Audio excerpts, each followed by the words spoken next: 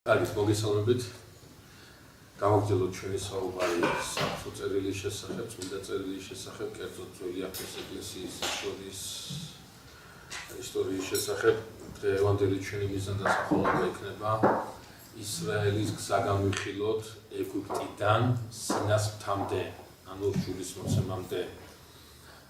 ჯულის მოცემაზე დღეს არ ვისაუბრებთ, შემდეგ ლექციაზე ვისაუბრებთ ჯულის მოცემაზე და ოქროს ხბოს შემოსხმაზე და გვექნება ძალიან საინტერესო პარალელები, გვექნება ალბათ შემთხვევაში დისკუსიაში დღევანდელობასაც შევეხებით, ვინაიდან ის ამბავი რაც მოხდება ისრაელის წინაშე, ეს არ არის მარტო ერთი ისტორიული კონტექსტი, ამას თავისი ისეთი ძალიან დიდი მნიშვნელობა აქვს. ამიტომ ეს ყველაფერი კარგად რო გავიაზროთ, ამ ხალხს გავეცნოთ გზაზე სჯულდებამდე.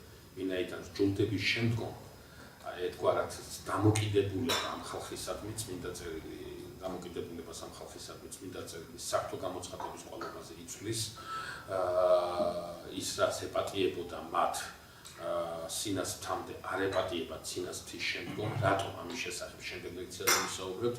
ამიტომაც გადავწყვიტე, რომ მხოლოდ ეს მონაკვეთი გავიაროთ დღესა, ეს ხალხი მონობიდან გამოსული რუხი ფერის არანაირი იდენტობის შეფერილობის მქონე მასა გამოდის ეგვიპტიდან და რა მასა მიადგება, ესე იგი, რა ხალხი მიადგება სინას მთას, ამას განვიხილოთ.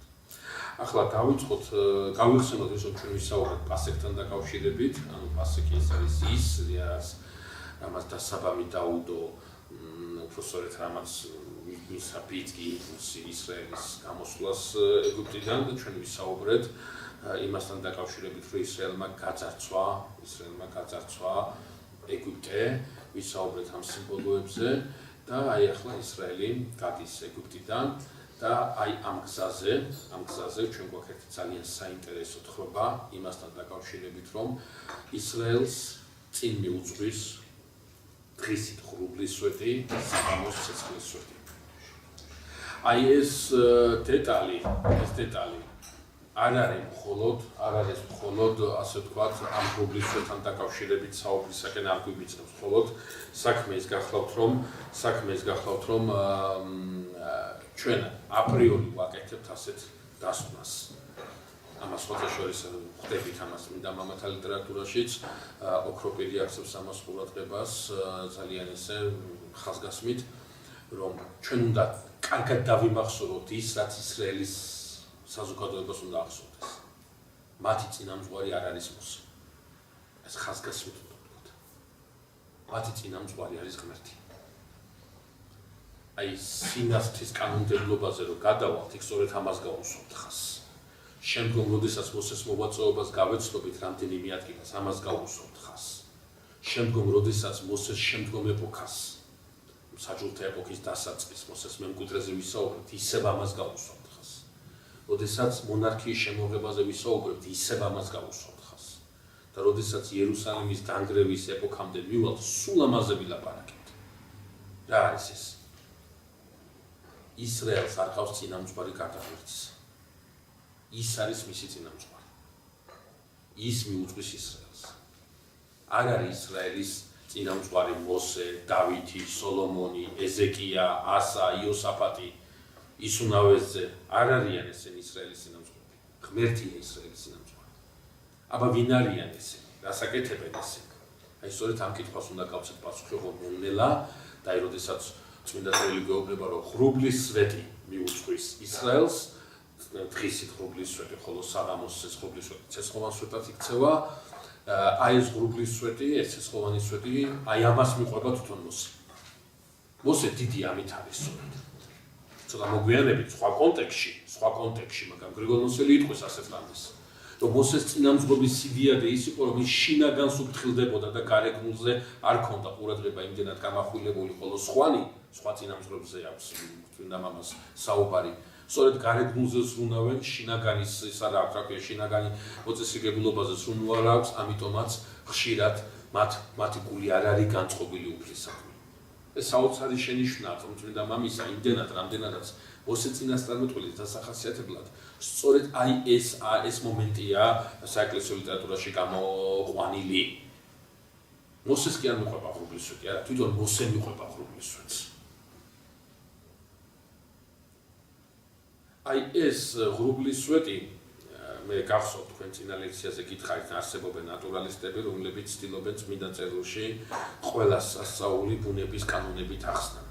შეიძლება მათი მიზანდასახულობა რაღაც აზრით გამეორდები, რაღაც აზრით ის არის, რა ქვია, ისინი ფიქრობენ, რომ რაღაცა დადებითი კუთხით აკეთებენ ამას, რომ ბიბლიაში მოთხრობილი არ არის ზღაპარი, არის რეალობა და ამის დამტკიცება მეცნიერულად შესაძლებელია. მაგრამ ცდილობა არ ამართებული თავად, ვინაიდან წარმოუდგენელი, რასაც ვერ ამტკიცებენ მეცნიერულად რა, ბიბლიაში რაც წერია და მეცნიერულად ვერ ამტკიცებ, მოგონილია და არ მოხდა რა. ამიტომ ის მიდგომა, ასეთი მიდგომა ბიბლიური თხრობისადმი ყოველად დაუშვებელია. რატო ამბობ ამას ახლა?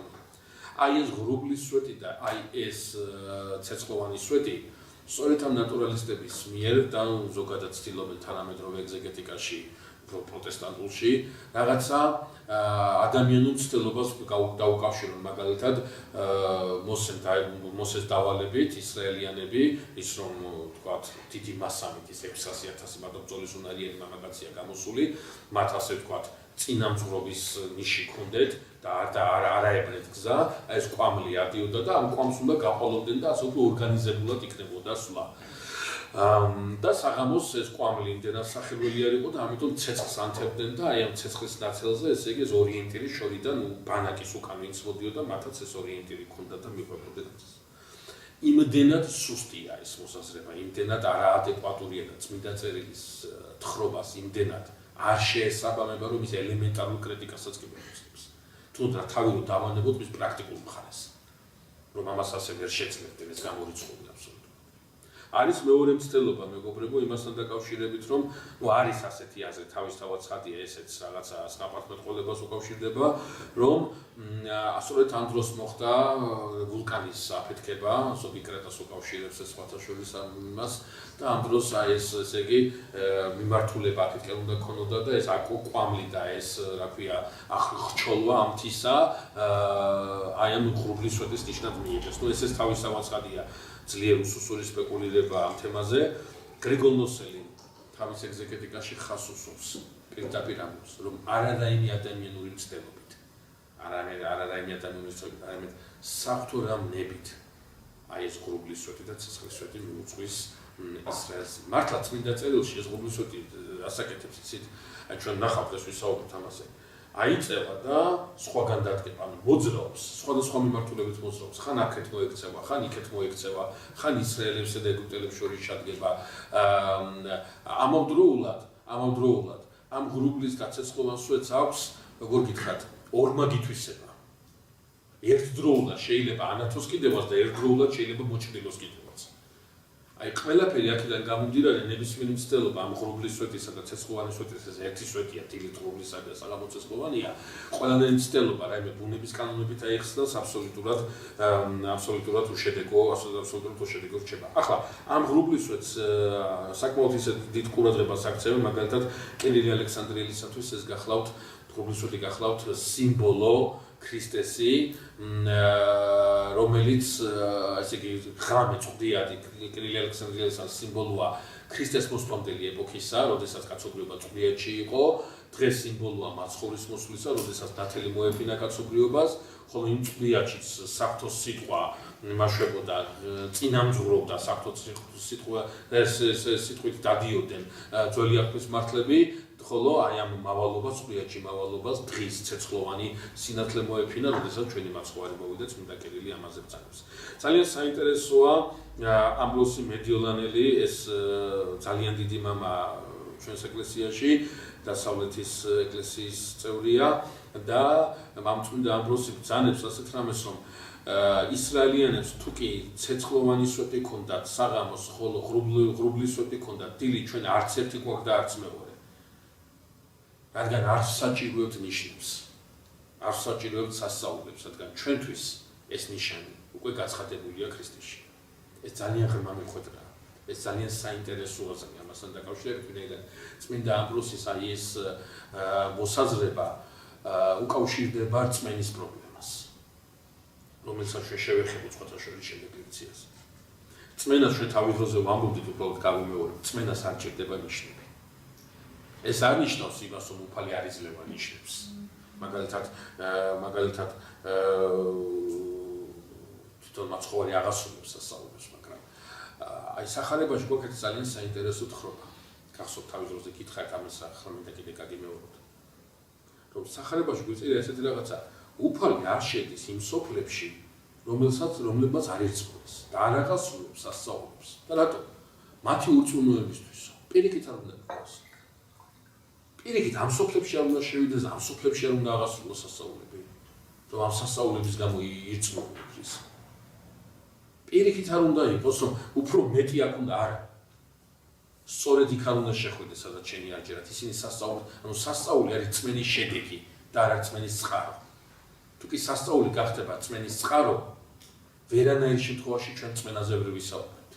ჩვენ ისაუბრებთ რაღაცა ემოციაზე, რომელიც შემოვიდა ჩვენში, მოიცვა გონება და ამ ემოციური, ისა ქვია, დამოკიდებულების ყოლობაზე ჩვენ რაღაცა ემოციური გადაწყვეტილება მივიღეთ. რატო ეს საშიში? ეს საშიშია, იმიტომ რომ იგივე ემოცია შეუძლია წმენა დაგვაკარგოს. ანუ ემოციური წმენა, რომელიც წყაროც არის რაღაცა სასწაულები, თავისთავად ცხადია არ არის მდგრადი.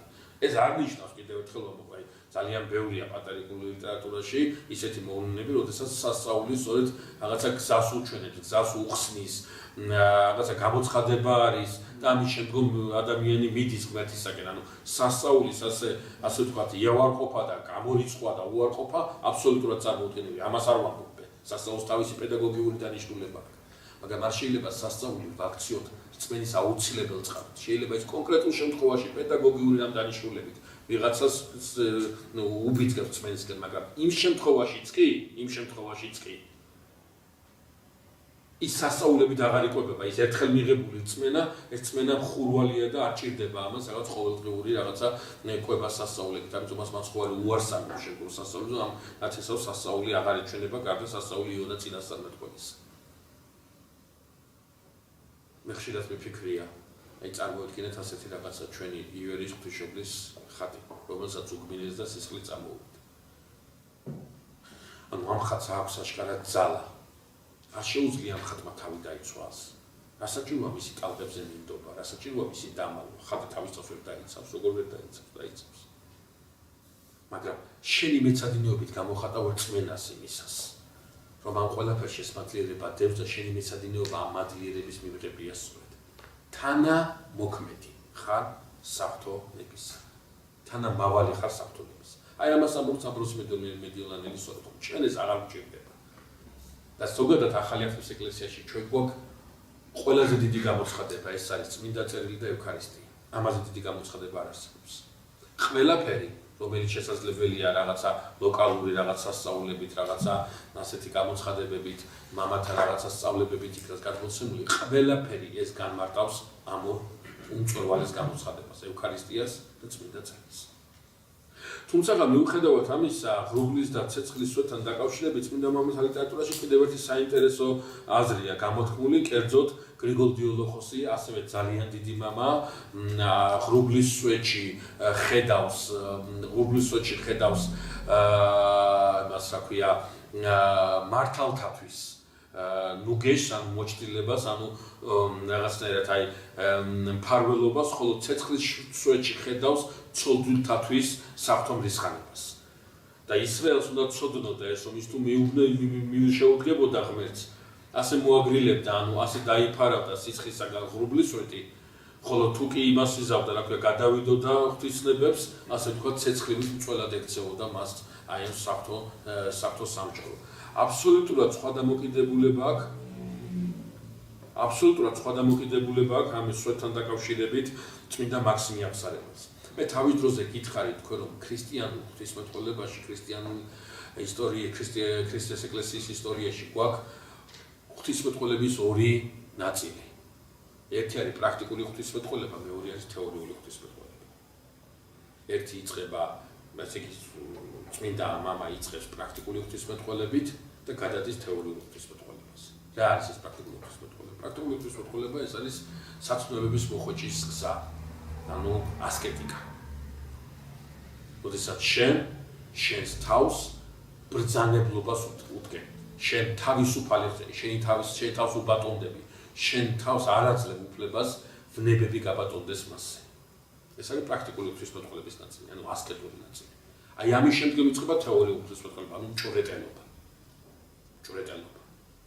აი ძალიან საინტერესოა, რომ ქრისტიანული ღვთისმეტყველების ისტორიაში არ ღვთისმეტყველებენ მანამ, ანუ თეორიას არ ეხებიან მანამ, ანუ არ მჭურეტელობენ მანამ, სანამ ამ პირველ გზას არ გაიგებიან პრაქტიკულ ღვთისმეტყველებას.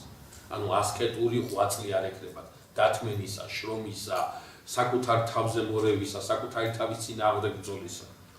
და აი მაქსიმე აბსარებელი ამას ამბობს, სწორედ რომ ორი რამ მოღვაწეობის სახე იხილება აი ამ იმაში, რა ქვია, ღრუბლისა და ცეცხლის სვეტში და ღრუბლის სვეტი ეს არის იმ მოღვაწის სახე, რომელიც პრაქტიკულ აი ამ მოღვაწეობას შედგომია, ჯერ კიდევ ძლეული არ არის მასში ვნებები და ღმერთი აი ამ ვნებათა სიმხურვალეს მას განუგრილებს და აი შეეწევა აი ამ იმაში, აი ამ პრაქტიკულ მოღვაწეობაში. ხოლო ცეცხლის სვეტი ეს უკვე არის თეორიული, ანუ შემდგომ ეტაპზე გადასული ღვთისმეტყველის მდგომარეობა, სადაც საღვთო ნათელი განანათლებს მის გონებას, აი თეორია მჭვრეტელობა ამით ვერ იწყება, სწორედ ხედავ, ნათელში ხედავ ამას ყველაფერს, ანუ კი არ გეგონია რაღაც, არამედ ჭეშმარიტებებს ხედავ. იონი დამასკელს აქვს ასეთი ტერმინი, მოგონებითი სიკეთე. მოგონებითი სიკეთე რა არის? ის კი არა რაღაცა სიკეთე გავაკეთე და მაგონდება, არა.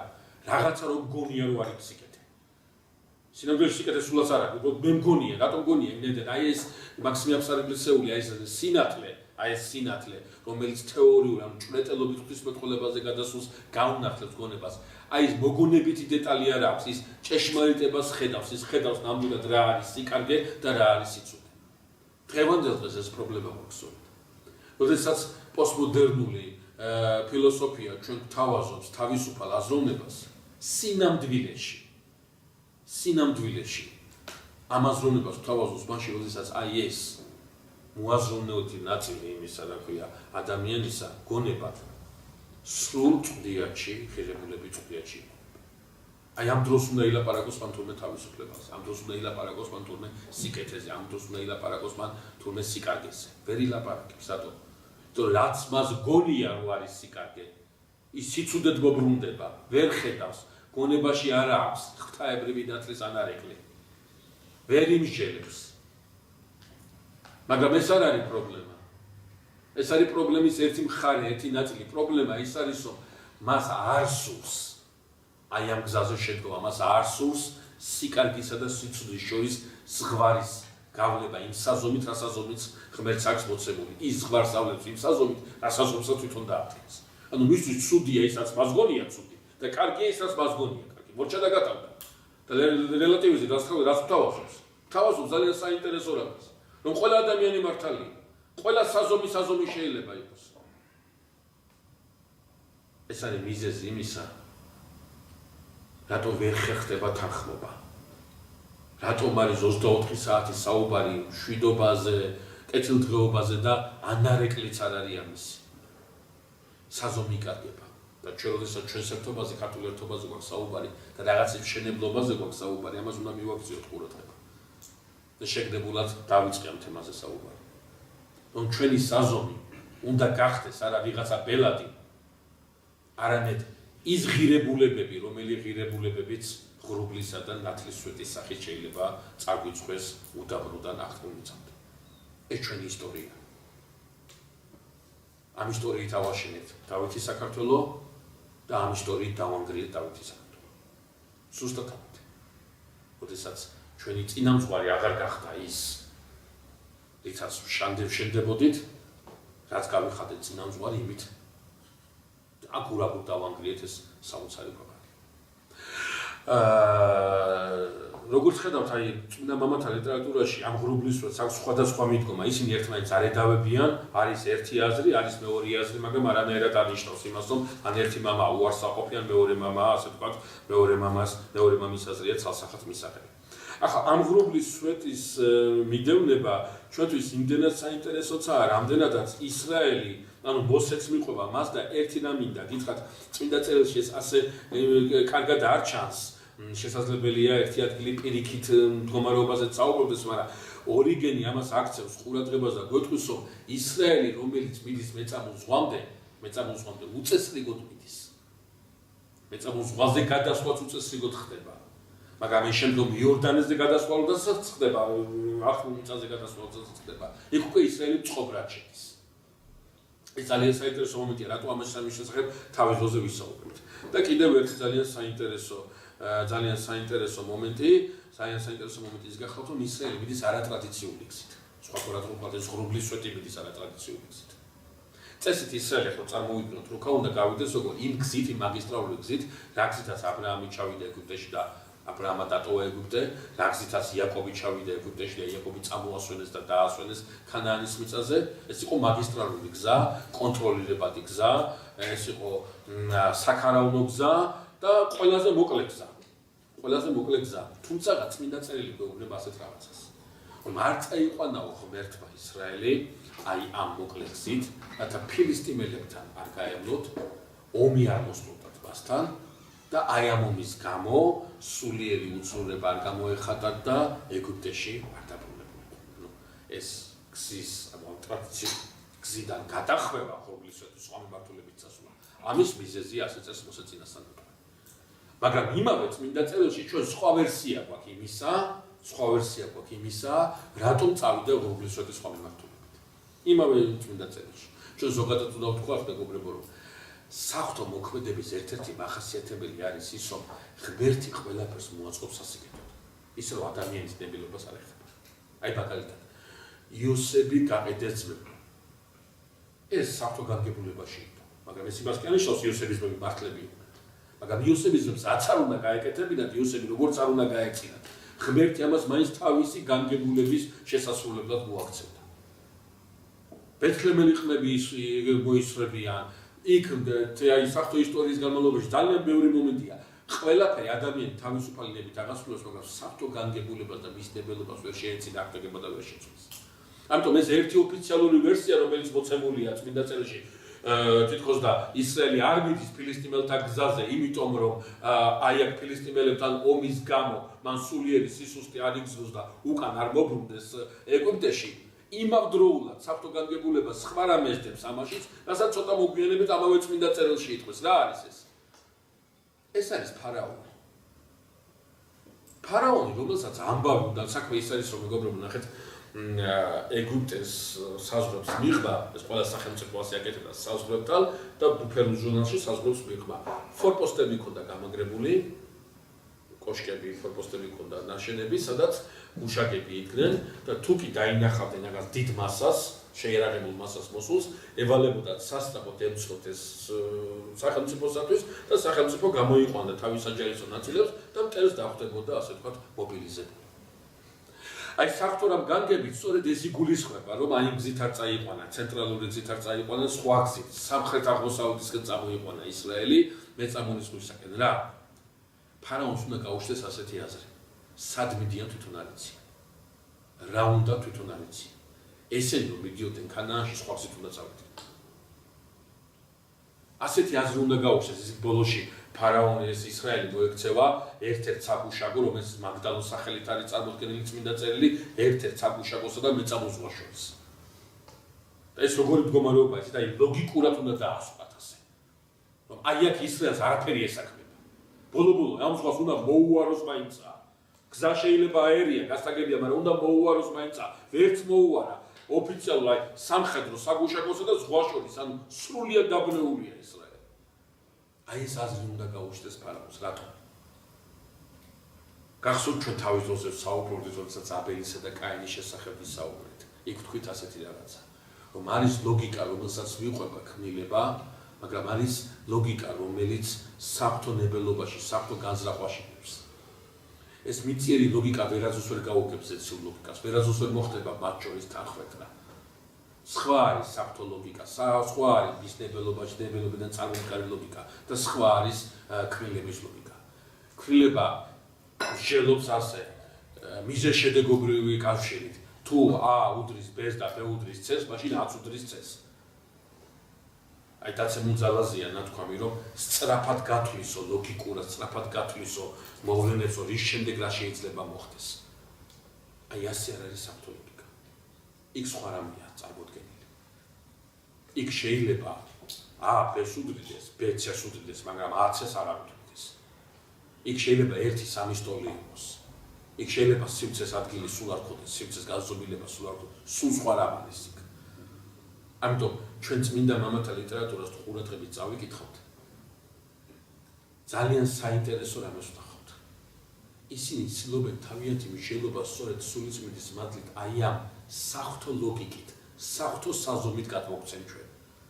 ამიტომ არის ხოლმე ხშირად ძალიან საინტერესო დავინახოთ ის რა ხდება იქ მამათა ნაშრომებში. მათი ბაგით, მათი ცხოვრებით გვესაუბრება თავად უფალი, ეს ძალიან მნიშვნელოვანია. აქ უნდა დავინახოთ ეს ლოგიკა. შესაბამისად ჩვენ მერე მაცხოვრის ჯვარცმაზე ვისაუბრებთ, იქ ვნახავთ, რომ აი გოლგოთას მთა ამ ორი ლოგიკის დაპირისპირების გენერალური შებრძოლების ადგილია. საოცარი რამ არის, მაცხოვრი არ გადმოდიჭრდა, რატო გადმოვიდეს? გადმოვიდეს ხო უფრო ლოგიკურია ეს მოქმედება? არა, სწორედ ამ ლოგიკურობის უარყოფაში იდევს საღვთო ძლიერება.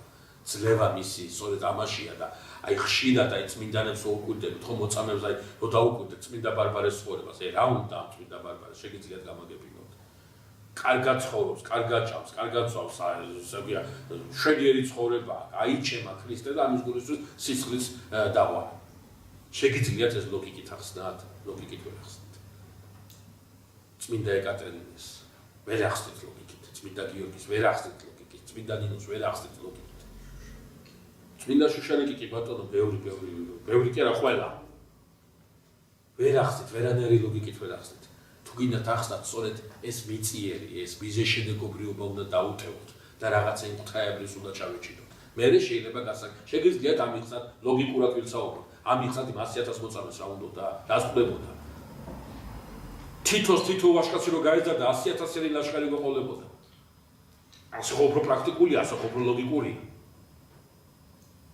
აი 100,000-ის სისხლია რო ჩვენ გადაგვარჩენს და არა 100,000-ის ღირებულები და დეზორიენტირებულის და სიწმინდის შეურაცხყოფელის გაზრდილი შვილების არმია ის არ გადაგვარჩენა ამათმა სისხლმა გადაგვარჩენა სწორედ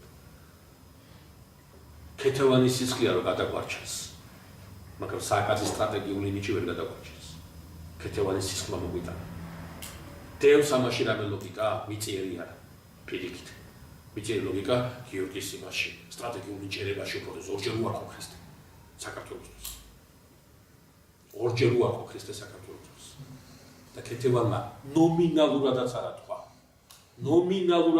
ათქვა აღიარება სხვა რელიგიისა რა წაადგა ქვეყანას რომელი ლოგიკით შენდება ეს ქვეყანა აი ამ არალოგიკურობით ქეთევანის სისხლით 100,000-ის სისხლით შუშანიკის სისხლით ამაში დევს მეგობრებო სწორედ ის რაც გითხარით ღრუბლისა და ცეცხლის სვეტის წინამძღვრობა ჩვენ ცოტა მოგვიანებით მივაქცევთ ამას ყურადღებას ღმერთია წინამძღვარი ეს აღნიშნავს იმას რომ სადღაც წვერებიანი კაცი ზის და რაღაცა სიტყვის და იმის გუნდას ყურადღება არა ღმერთია წინამძღვარი ნიშნავს რომ ერთობა აზროვნებს ისე ერთობას აქვს ის ღირებულება რა ღირებულებაც მოდის გამოცხადებითი ჭეშმარიტებით არ იგონებს ღირებულებათა ცვლილებით არა აქვს თავისი მყოფობა აი სწორედ ეს მომენტი ღმერთის წინამძღვრობისა მისი მთავარსარდლობის და გახლავთ სწორედ ეს მოსეს მოფიქრებული არა მოსეს ეს გაეცხადა შემდგომ ცოტა ამ ადგილას არა მაგრამ ცოტა მოგვიანებით წერია რომ მოსეს ეუბნება ღმერთი ამიტომ გავაკეთეო აბა მოსესთვის უგვესვიდა შესაძლებელია ხო მოსეს ლოგიკურად აიღო რწმენით ის გზა რომელიც გზას ფილისტიმელებზე გადიოდა და ღვთისავე რწმენით ეძგათ ფილისტიმელებისათვის ძალიან ლოგიკური იქნებოდა არა ღმერთს სხვა განაზრახი აქვს სხვასთან უნდა მოიქციოს ისრაელი სხვასთან ისრაელის მოქცევას აქვს მეორე მნიშვნელობა კიდე ამას განსაკუთრებით მინდა ეს ხაზგასმით კითხავთ ვინაიდან აი ჩვენ მივადგებით ახლა ამ ადგილს და ვისაუბრებთ ამაზე მეგობრებო საქმე ის გახლავთ რომ ისრაელს თავისი ისრაელმა თავისი ისტორია კარგად უნდა იცოდეს და განსაკუთრებით ისრაელმა კარგად ისტორია იმასთან დაკავშირებით რომ ა ブラ ამმა თავისი საყვარელი ძე აიყვანა მორიას მთაზე და იქ კლავდა უფლისინაში აი ამ ისტორიიდან ისრაელმა რა უნდა გაიგოს? უნდა გაიგოს ძალიან საინტერესო რამე. თუ ის თავის შთამომავლობას ითვლის ასე, რომ აბრაამაშვა ისააკი, ისააკაშვა იაკობი, იაკობაშვა იუდა და ძმანი მის. თუ ასე ითქვეს ის თავის იმას, რა ქვია, ასე ეკითხულობს ის თავის ისტორიას, როგორც ეს მათე მახარებელმა წარმოგუდგინა ებრაელთათვის დაწერილ სახარებაში. მაშინ ისრაელმა უნდა გააკეთოს ძალიან მარტივი დასკვნა. რომ თუ კი ისააკაშვა იაკობი მხოლოდ იმიტომ რომ ღმერთმა გადაარჩინა ის და არა იმიტომ რომ აბრაამი იყო მისი დიდი მამა. აბრაამს ბოლომდე ემოქმედა და ღმერთი რო არ ჩარეულიყო და ისააკი რო არ აეყენებინა საკუთრებიდან, აბრაამს ისააკი შეწირული ჰყავდა. ისააკი ცოცხალია მხოლოდ იმიტომ რომ ღმერთმა გადაარჩინა. ისააკი ცოცხალია მხოლოდ იმიტომ რომ ღმერთმა წამოაყენა საკუთრებიდან. ღმერთისგან არის ეს ყველაფერი და არა თქვათ რომელიმე მამამთავრისგან. ეს კარგად უნდა ახსოვდეს ისრაელს. აი აქ მაგდალოსა და სხვა შორის მოქცეულმა ისრაელმა იგივე უნდა გაიხსენოს. ამ წუთებში შეიძლება არა, მაგრამ ყოველ შემთხვევაში მის ისტორიაში ეს უნდა იყაისახოს. რომ ხსნა არის ღმერთში. როგორ სხვას გააყოფს. მოვა და მოკვდება კიდევაც. მაგრამ მხოლოდ ღმერთში ახსნა. სხვა რამეში ხსნის ზეგნა აბსოლუტურად გამორიცხულია. რომ ჩვენ შემდეგ ლექციაზე ამ საკითხს დავუთმოთ განსაკუთრებულ ყურადღებას. არაფერს არ ზეთოვა. ჩვენ დავუბრუნდებით ჩვენ უბრალოდ ახლა აი ეს დეტალი მინდოდა მეთქვა რომ მაგდალოსა და სხვა შორის მოქცეული აი ეს გაჭირვება სიკვდილის სიკვდილზე თვალებში ჩახედული ისრაელი არის სწორედ იმ განგებულების გამოხატულება, რაც ისრაელს უნდა ახსოვდეს თავისი ისტორიის მანძილზე. ჩემი მხსნელი არის ღმერთი. გავიხსენოთ კიდევ მეორე რამე. გახსოვთ მე თქვენ გესაუბრეთ ამასთან დაკავშირებით, რომ აბრაამმა და აბრაამის ყვალობაზე შემდგომ მამამთავრები ასე ცხოვრობენ. თავიანთი შვილები ყოველ შემთხვევაში ორი რაც ვიცით. გაზარდა სიკვდილთან ურთიერთობით. ასწავლა სიკვდილთან ურთიერთობა. რომ ხსნა სიკვდილისაგან. რომ მიმართება სიკვდილთან. ხდება მხოლოდ ღმერთით. ღმერთია ის, რომელთან ერთადაც უნდა მიხვდეს სიკვდილთან. ნუ ამისო სიკვდილთან ვერ მოხვა. გაჯობებს სიკვდილი. ისმაელსაც ეს გაუკეთა, ისააკსაც ეს გაუკეთა. ზრდის ღმერთი თავის შვილს, თავის ისრაელს. ზრდის ამით. მასაც სიკვდილს დაანახებს. და დაანახებს იმას, რომ ამ სიკვდილთან ურთიერთობა მხოლოდ ღმერთთან ერთად მოუწევს მას თუ უნდა გადარჩენა. მხოლოდ ღმერთია ის, რაც სიკვდილის მიღმა ცოცხალს დატოვებს ისრაელს. სწორედ აი აქ უნდა გაიგოს იმ სახელის ახსნა ისრაელმა, რომლის შესახებაც ჩვენ საუბრობთ.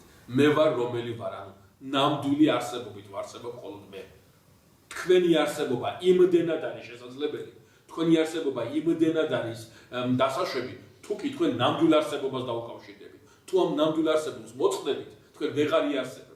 დაშლებით როგორც წყარო, დაშლებით როგორც დინარე, რომელი დინარის დაშლება, როდესაც ის თავის წყაროს და თავის იმას მოწყდება. უბრალოდ ეს ვეღარ გამოიკვებება წყლის დინებით და ამოშრება ეს კალაპოტი. აი სწორედ ეს გახლავთ ის განგებულება, რატომაც ღმერთი ისრაელს წაიყვანს არატრადიციული გზით და მიიყვანს მეწამულ ზღვასთან. ახლა საქმე ის არის, რომ წმინდა წერილში წერია ეგვიპტელთა სინანული. ეს როგორ მოგვივიდა? ანუ რაღაცა გუნება შეეცვალა ფარაონს. თითქოს და გამოიგლოვეს თავიანთი შვილები, თითქოს და რაღაცა მოხდა, რაღაცა პერიოდმა გაიარა და ის ტკივილი, რომელიც ტკივილიც მათთვის უნდა ყოფილიყო რაღაცის შემასმენელი, რაღაცა შეგრებამდე მიყვანებელი. ამ ტკივილსაც ვერ მიყავს ისინი აქ. როგორ მოგვივიდა ეს რომ გაუშვით ისრაელს? ეფრემასული ამბობს, ჯობს მოუკვდეთ, თითქოს და ფარაონი ამას ამბობდა, ეფრემასულის ბაგეები დაჟღეს ეს სიტყვები, გულჩევნია მოუკვდეთ, ვიდრე ებრაელთა დასაცინი გავხდეთ, რომლებაც წაიღეს ჩვენი სამოსელი და საგანძური და გაგძარცვეს. შეურაცხყოფილად გრძნობენ თავს. აი ამ შეურაცხყოფის დამალვა უნდათ, დაფარვა უნდათ მაპატიეთ. ამ შეურაცხყოფის ყვალადგება უნდათ. ზოგადად მეგობრებო, იყო წესი ასეთი. ეს თემატიკამდე ასი. რომ სახელმწიფოდან გაპარული მეორე სამეფოში შედიოდა. მეორე სამეფო ვალდებული იყო კეთილმეზობლური ურთიერთობით დასამტკიცებლად ეს ესე დევნილი შეეპყრო და უკან დაებრუნებინა ეს გაქცეული შეეპყრო და უკან დაებრუნებინა იმ სამეფოსათვის აი ცნობილია მაგალითად რამზეს მეორისა და ხეთების მეფის სახელით დამაუცნობა პატეთ ხელშეკრულება სადაც ხეთის სამეფო ეგვიპტის სამეფოს ადმი კეთილმეზობლური განწყობილების ნიშნად პირობას დებს რომ ეგვიპტიდან გაქცეული ნებისმიერი პირი მის მიერ შეპყრობილი იქნება და უკან დაუბრუნდება რამზეს მეორეს ის სამეფო რომელიც ამას გააკეთებდა და ფიქრობენ რადგან მოსე მიდიამში გაიქცა მიდიას და რენეგატების თავშესაყარი იყო ეგვიპტიდან გამოქცეული მეების საქვია პირების თავშესაყარი იყო სწორედ ამიტომ ფიქრობენ რომ აი ეგვიპტის სახელმწიფოებრივ ღირსებას წარმოადგენდა ის რომ ისრაელი უკან დაებრუნებინა გაიგებს ამას ხეთები გაიგებს ამას მიდიამი გაიგებს ამას ბაბილონია გაიგებს ამას იგივე რომ ეგვიპტე ვერ შეძლო აი თავისი ღირსების დაცვა და ეს სახელმწიფოსთვის არ იქნება ასე ვთქვათ კარგი ნიშანი. და საინტერესო რომ აი ეს დეტალი აი ასკეტურ ლიტერატურაში რაც არის წარმოდგენილი. როგორ მავნებლურად მოქმედებს სახელმწიფოზე და ადამიანზე. როდესაც ერთმანეთში გერევა რა არის ღირსება და რა არის ამპარტავება. სხვა არის ღირსება და სხვა არის ამპარტავება.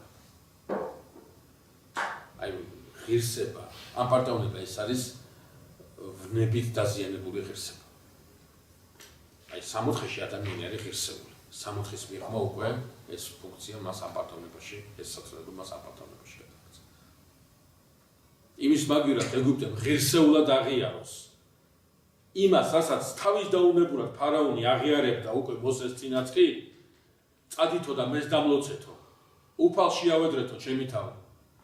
ეგვიპტეს შევედრებას თხოვს ამ ნიშნით ფარაონი მოსეს უფლისადმი ამპარტავნება არ აძლევს პასუხლებას ბოლომდე ღირსეულად დაეჭიროს თავი ამპარტავნება არ აძლევს პასუხლებას გააკეთოს და თქვას და აღიაროს ის რომ მოსეს ღმერთი ერთადერთი ღმერთი თუ არა ყოველ შემთხვევაში ისაც მოგვიანებით მოსეს სიმამრი იოთორი იტყვის მართლა ძლიერი ღმერთია ყველა ღმერთზე მისი ძლიერება, ელშადაი, ყოვლადძლიერება, უფალი ყოვლადძლიერება მაინც აღიაროს.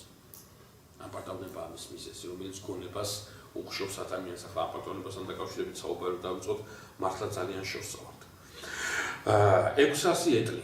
600 ეტლით გამოემართება ფარაონი, სხვათა შორის როგორ არის ეს წმინდა წერილში ნათქვამი ასეთ რაღაც, რომ ფარაონმა შეკასმა 600 ეტლი ეგვიპტის მხედრობა და თავისი ყველა ხალხი და წამოიყვანა. ახლა ზოგიერთი ფიქრობს რომ ეს მძიმეებით გამოყოფილი ჩამონათვალი ამ 600 ეტლში შედის.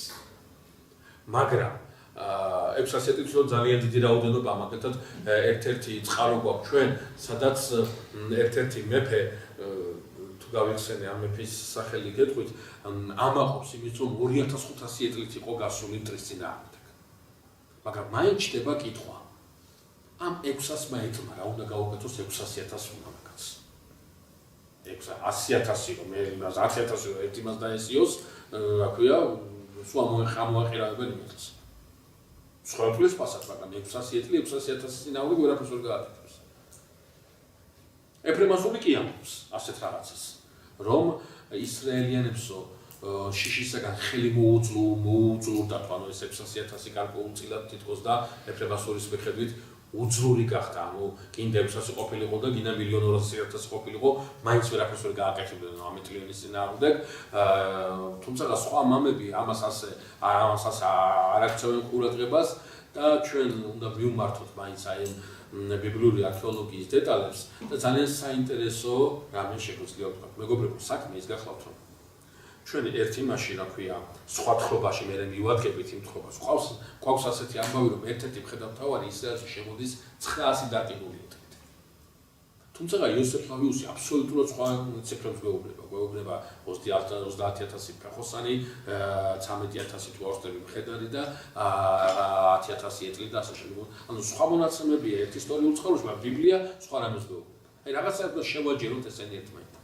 მეგობრებო, საქმე ის გახლავთ, რომ როდესაც დიდი ლაშქარი გადიოდა და ამ ლაშქარში თავისთავადien მეფე იყო წარმოდგენილი, ამ მეფის ზოგადად ხედავთავის, მაგრამ განსაკუთრებით მეფის გარშემო აუცილებელი იყო ძალიან დიდი დაცვის, სამხედრო დაცვის განლაგება.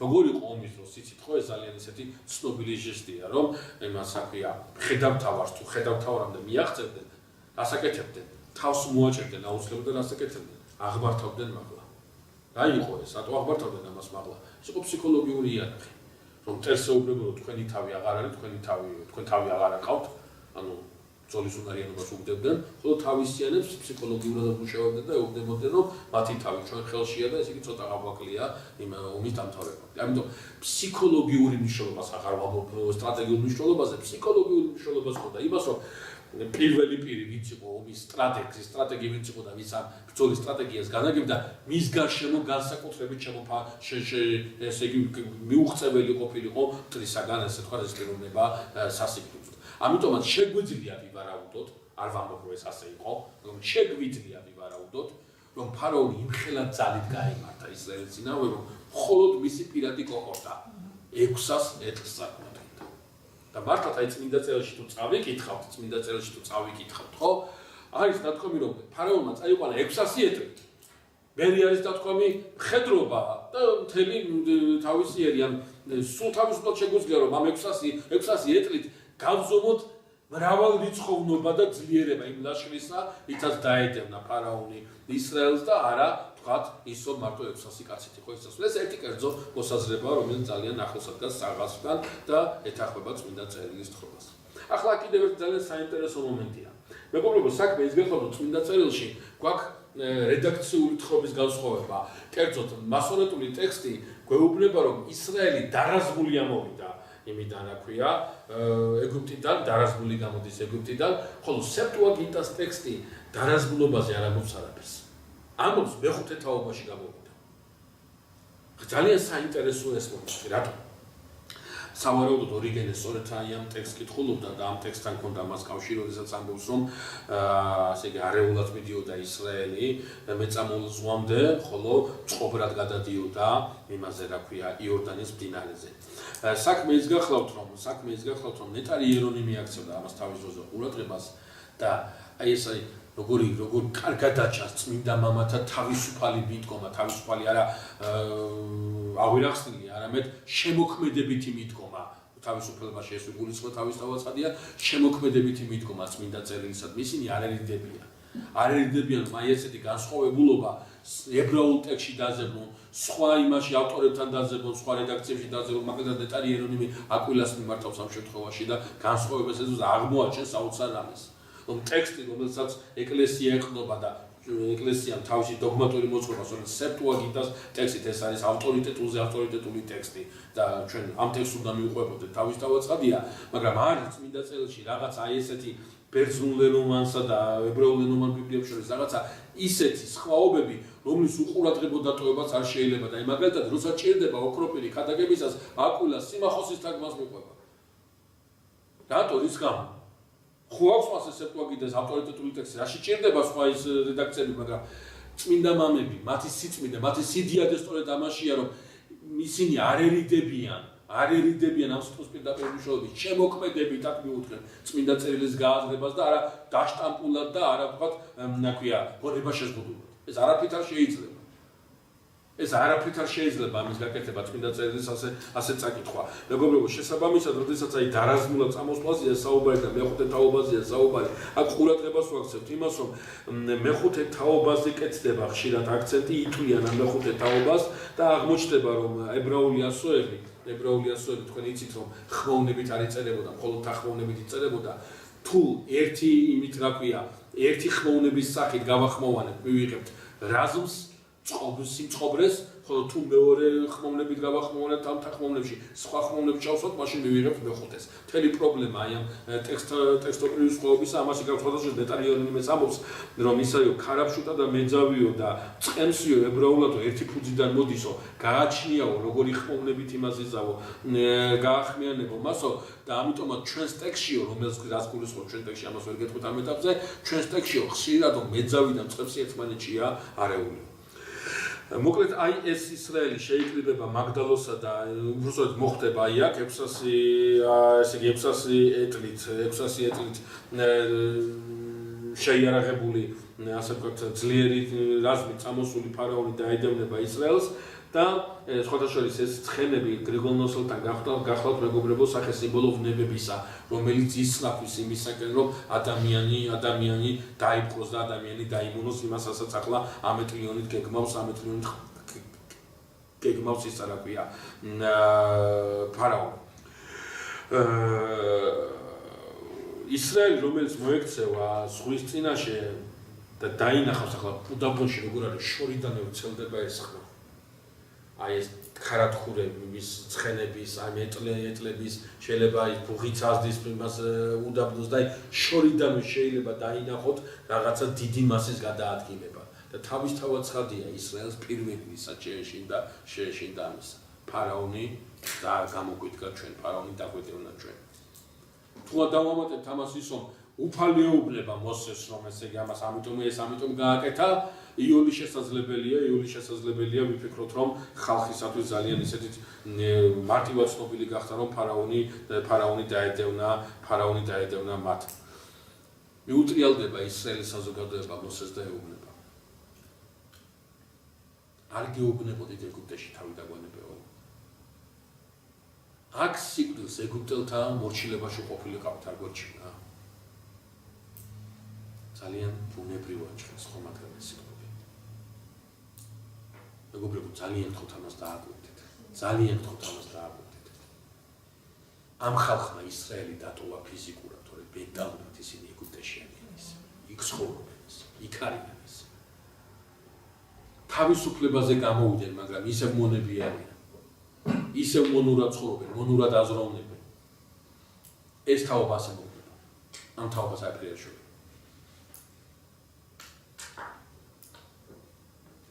შეიძლება დატოვო ეგვიპტე ფიზიკურად, მაგრამ დარჩა ეგვიპტეში მენტალურად.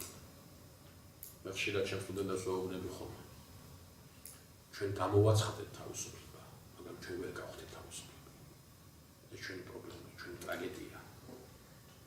თავისუფლება გახდე, ამისათვის არ არის საჭირო დეკლარირება. მხოლოდ ამას ჭირდება შესაბამისი ცხოვრება, შესაბამისი აზროვნება. ჭირდება მიყვებოდე იმ ღრუბლის და ცეცხლოვან სვეტს, რომელიც გაგიყვანს სამშვიდობოზე და მიგიყვანს საღთქმული წამდე. ჩვენ სამწუხაროდ ამ სვეტს არ გავყავთ. ოქროპირი ამბობს, აი ამ ისრაელის პირიდან საუბრობს ოქროპირი და ამბობს ასეთ სიტყვებს. მოსეს ეუბნებოდნენ თითქოს, მატყუარა ხარ შენ, სუპენტელა ხარ შენ, შეგვკვირდი და არ შეგვისრულე. რა შეგვიძლია მოსეყოთ? შეგიძლიათ ერთი რამე მაინც მითხრათ, რომ მოსე რამე შეპირდა ისრაელს. ყველა სიტყვა, რაც მოსემ უთხრა ისრაელს, რა სიტყვებია სიტყვები. ამას გეუბნებათ უფალ. მოსე ელაპარაკება, თუ ეს ყველაფერი ღმერთი ამ ყველაფერს ღმერთი შეპირდა მათ.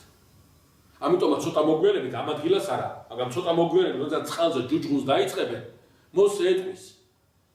ამით ჩვენ კი არა თავის თავს და არონს გულისხმობს.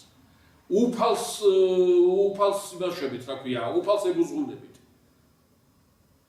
ეს ძალიან მნიშვნელოვანია, მეგობრებო, სწორედ ჩვენ ამას ვიტყვით ცოტა მოგვიანებით, დღეს ახლა ამის დრო და ადგილი არ არის, თხრობის ისიც კონტექსტის ამის საშუალებას არ გვესმის, მაგრამ ცოტა მოგვიანებით ამას ვიტყვით სწორედ. გავარჩევთ ერთმანეთისაგან ბელადს და ლიდერს. სხვა არის ბელადი და სხვა არის ლიდერი. და ჩვენ ვიტყვით, რომ ბელადი მოდის კოლექტივიდან, ხოლო ლიდერს შობს საზოგადოება. და საზოგადოების ჩამოყალიბების გზა სხვა არის და კოლექტივის შექმნის გზა სხვა არის. სწორედ აი აქ ამ ადგილას, როდესაც ისინი მოსეს აი ესე შემღავიან, აი ესე ასე უმადურად ექცევიან, ოქროპირი იმასაც კი ამბობს, იმასაც კი ამბობს. განა ესენი არ იყვნენ, რომლებიც ღმერთს ეგვიპტიდან გაყვანას ეხოცებოდნენ, იმდენად მწარე ცხოვრება ჰქონდათო იქ. გავიწყდება ეთყობა ადამიანს სიმწარე შვილის სიკვდილისა, სიმწარე მონობისა, რაღაცა ასიახლე ამ ძველ სიმწარეს ავიწყებს, რაღაც ამ გაკვეთილს ავიწყებს ეთყობა ადამიანს. აი აქ მოსე ძალიან საინტერესოა, რომ შეუტრიალდება ხალხს და ეუბნება, ნუ გეშინიათ, ფხიცეთ იდექით. უფალი დღეს ხედავთ ეგვიპტელებს და ამიერიდან აღარ იხილავთ მას. რა ის ეს მოსე? რწმენით ამბობს. რწმენით ამბობს, რომელიც რწმენითაც ღმერთი სწორედ ამას ეთქვის მას. თქვენ მშვიდად იყავით, ხოლო უფალი იბრძოლებს თქვენზე. მეგობრებო, აი ძალიან ხუთ კაკა დაიმოსოთ. აი ეს წინადადება. თქვენ შვიდათ იყავთ უფალი იბრძოლებს მოიწე. ქრისტიანული ასკეტური ლიტერატურის დევიზია. აი ყველა მამა, ყველა წმინდა მამა ცხოვრობდა ასე. და აი მე ჩვენ დავით მეფსანონზე ვილაპარაკეთ, დავით მეცხოვრა ზუსტად ასე. უფალი იბრძოლებს შენ შვიდათ, შენ იყავი უფალთან. უფალი თვითონ იბრძოლებს შენს. ეს ახლა ლოზუნგივით გამოდის, გასაგებია. მაგრამ ძალიან მნიშვნელოვანია ეს სიმშვიდე, როდესაც მაცხვარი ამბობს ნეტარი მშვიდე. ამას აქცევს. როგორ უნდა იყოს მშვიდე? აი ერთი მამა ასეთ რამეს თავის იმაში რა ქვია, ასე რა ქვია, სწავლებაში ასეთ რამეს გვეუბნება ეს პატერიკული ლიტერატურაში ოფოსტორის სწავლებაში არ არის, მაგათ ერთ-ერთი პატერიკი ასეთი სიმშვიდესთან დაკავშირებით. და ეს მამა ეუბნება თავის შეკითხვას, რომ კელიაში როცა ზიხავდა გარეთ ქარიშხალი. შენ ეს ქარიშხალი გეხებაო? არა, რატო არ გეხება? იმიტომ რომ კელიის კედლები მიცავს. და შეგიძლია თქვა რომ ქარიშხალი არის, არა, ქარიშხალი არის, მაგრამ ჩემ კელიაში არ შემოდის. აი ასე უნდა იყოს შენში რწმენა და ამ რწმენას მოაქსიმშვიდე. ამ კედლებად უნდა აიშევა ეს რწმენა და დაისადგურებ შენ თავში სიმშვიდე. ჩემგან ისწავლე ამ მშვიდვა და დაპალიკულით. აბა დოროთი გვეუბნება საოცარ რამას, როგორ უნდა მიაღწიო ამას, რომ იყო მშვიდი და გულით მდაბალი. სწორედ ამის შემდეგ წერს აბა დოროთე. შეიძლება გაიგოთ, მხოლოდ ამის შემდეგ შეგიძლიათ გაიგოთ, რას ნიშნავს მაცხოვრის სიტყვები, რომ ჩემი ტვირთი მსუბუქია და ჩემი ჯვარი თბილია და ჩემი ტვირთი მსუბუქია. მხოლოდ ამის შემდეგ შეგიძლიათ ეს გაიგოთ. და როგორ მივახციოთ ამას და აბა დოროთე წერს, გააკეთე ის რაც არ გინდა და არ გააკეთო ის რაც გინდა. ახლა ეს კონტექსტიდან ამოღებულად თუ არ გავიგოთ, რატო ამბობს ამას აბა დოროთე? ამას აბა დოროთე ახლა შემეკითხა თავის ძოზე, რაღაც სიკეთის გაკეთება თუ მინდა არ გავაკეთო, თავის ავსადე ამას კი არ გულისხმობს. აბა დოროთე გულისხმობს იმას, რომ რასაც შენი დაცემული ბუნება გთავაზობს. რასაც შენი ვნებები არ დახობენ. აი ის არ გააკეთო, სწორედ ისი გაკეთებაც გეზარება. ის ასათნობის ახსნებაც გეზარება. აი მის გაკეთება აიძულე შენ. აი იმის გაკეთება აიძულე შენ. ნახეთ რა საინტერესოა. აბა დოროთეს ეს განმარტება არის არც მეტი არც მანაკლები განმარტება იმისა, რას ნიშნავს ქრისტიანული აზრით თავისუფლება. და შეატარეთ ახლა ერთმანეთს თავისუფლება, რომელსაც დღეს ვთავაზობენ და თავისუფლებას, რომელსაც ქრისტიანობა ვთავაზობს. თავისუფლება, რომელიც გულისხმობს რასაც მინდა, იმას ის ვაკეთო და თავისუფლება, რომელიც გულისხმობს რაც მინდა, ის არ უნდა ვაკეთო სწორედ. ამიტომ მეგობრებო, რას დრო გავა ნამდვილ ქრისტიანობას, სულ უფრო გაუგებარი გახდება საზოგადოებისას, სულ უფრო უცხო, სულ უფრო რაღაც არქაული რაღაც ისე. მეგობრებო, აი აქ წინაწელში გვაქვს ძალიან საინტერესო სიტყვა. უფალი ეუბნება მოსეს, რას შემომბხავით? ახალ ქართულში აი ამ ტერმინით არის ის თარგმნილი სწორედ. ზოგ ქართულში არის რა ხმობთ ჩემ და მომართ. ეს ხმობა არ არის იცით უფრო კარგად შეიძლებოდა ახლა შესაძლებელი რა თარგმნელს მე შევეჭიდები აქედან, მაგრამ ებრაულ ტერმინში ბაბათეთ სეპტუაგინტაში აქ რა ტერმინია ისეთ გამოყენებული. აი იოანე ნათლისმცემელთან დაკავშირებით ვარ ნათქვამი.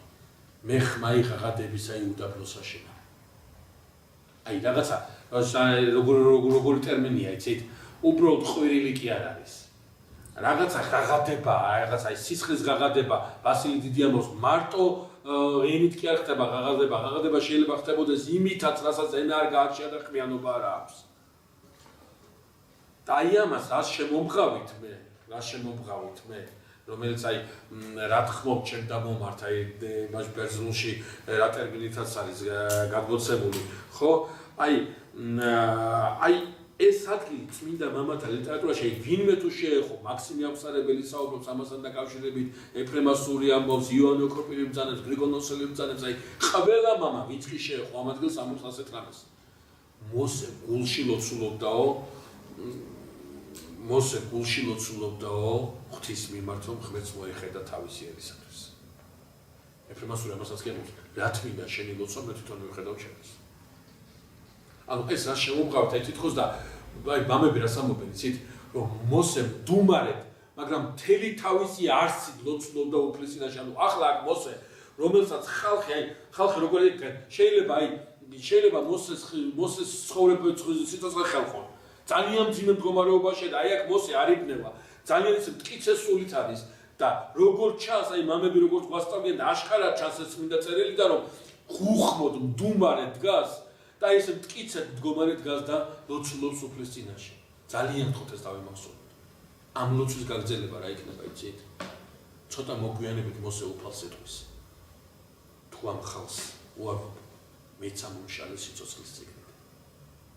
მეგობრებო, მეორე 40 წლიანი მოღვაწეობის შედეგი, რამაც გამოიწვია იმ ნათლის ხილვა მოსეში რა არის ეს? მოსე ლოცულობს უფლის. ლოცვა შეუძლია. ლოცვის კადნიერება აქვს, ეს იყო კადნიერება თავის ძროზე გეუბნებოდით ადრე ქრისტიანულ ასკეტურ ლიტერატურაში ძალიან გაშლილი თემა იყო მოგვიანო ასკეტურ ლიტერატურაში იმას აღარ ექცევა უბრალოდ ასეთი ყურადღება, თორე კადნიერება, გაბედულობა იმისა, რომ უფალს მიმართო ლოცვით, უფალს მიმართო მეუხებით, ძალიან დიდი სულიერი ძალები უნდა ქონდეს. და ეს გაბედულება აქვს მოსეს. და მოსე როგორც წინამძღვარი გრიგოლ მოსელთან სწორედ ამით არის სამაგალითო. რომ ის მთავარს ხედავს ამ ხალხისათვის.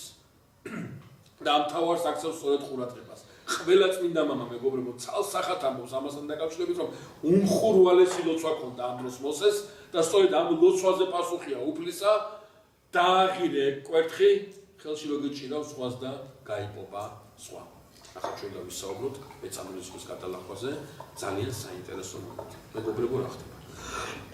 ხო, აქ ვთქვათ. Pro სიმბოლოები ვთქვათ, უცებ ჩვენ გავიაროთ, რომ მოსეს კვერთხი არის ჯვრის სიმბოლო, მოსი არის იერარქიის სიმბოლო, ქარი, რომელიც მოდენილია ზოგიერთ მამასთან ყრუბელი, ეს არის სულიწმიდის მადლის სიმბოლო, წყალი, რომელშიც გადიან ნათლისღების წყლების სიმბოლოა, თუმცა შემდგომ ისუნავეზის წიგნში ამას ყველაფერს ძალიან სხვა ტიპოლოგია მიეცემა და იქნება მათეს, იოანეს და ფილონის ტიპოლოგიები და ამის შესახებ ვისაუბრებთ. ხო, ამი არ დამამწდეს. ხო, ისრაელი არის მოსანათლის სიმბოლო, ის რომელმაც უნდა მოინათლოს და ფარაონი არის დაცემული ძალის სიმბოლო, ხოლო ეგვიპტელები დაცემული ძალის ამყოლების სიმბოლო, სწორედ აი ამ მეწამულ ზღვაზე ნათლობის შედეგად არის სწორედ რომ ეგვიპტელი, სულიერი ეგვიპტე, ანუ ის ჩამოცილდება ადამიანს და ხსნის გზას დაადგება. თუმცა მაქსიმე აღსარებელთან მეგობრებო, კვერთხი, მოსეს კვერთხი არ არის ჯვრის სიმბოლო. მოსეს კვერთხი მაქსიმე აღსარებელთან გახლავთ, ისა ქვია, ყოვლის შემძლე სიტყვის სიმბოლო.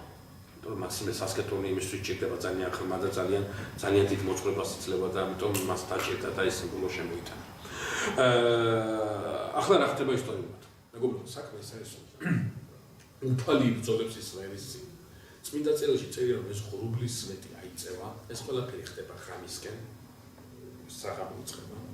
ღრუბლის სვეტი აიწევა და ესე იგი ეს უახლოვდება ფარაონი და ეს ღრუბლის სვეტი ჩადგება, ესე იგი ანგელოზ უფლის ანგელოზე საუბარი ანგელოში უფლის სამების მეორე ჰიპოსტას ხედავენ, ჩადგება ისრაელსა და ეგვიპტეს შორის. ანუ როგორ არის? სხვა ისრაელი, ღრუბლის სვეტი და ეგვიპტელი.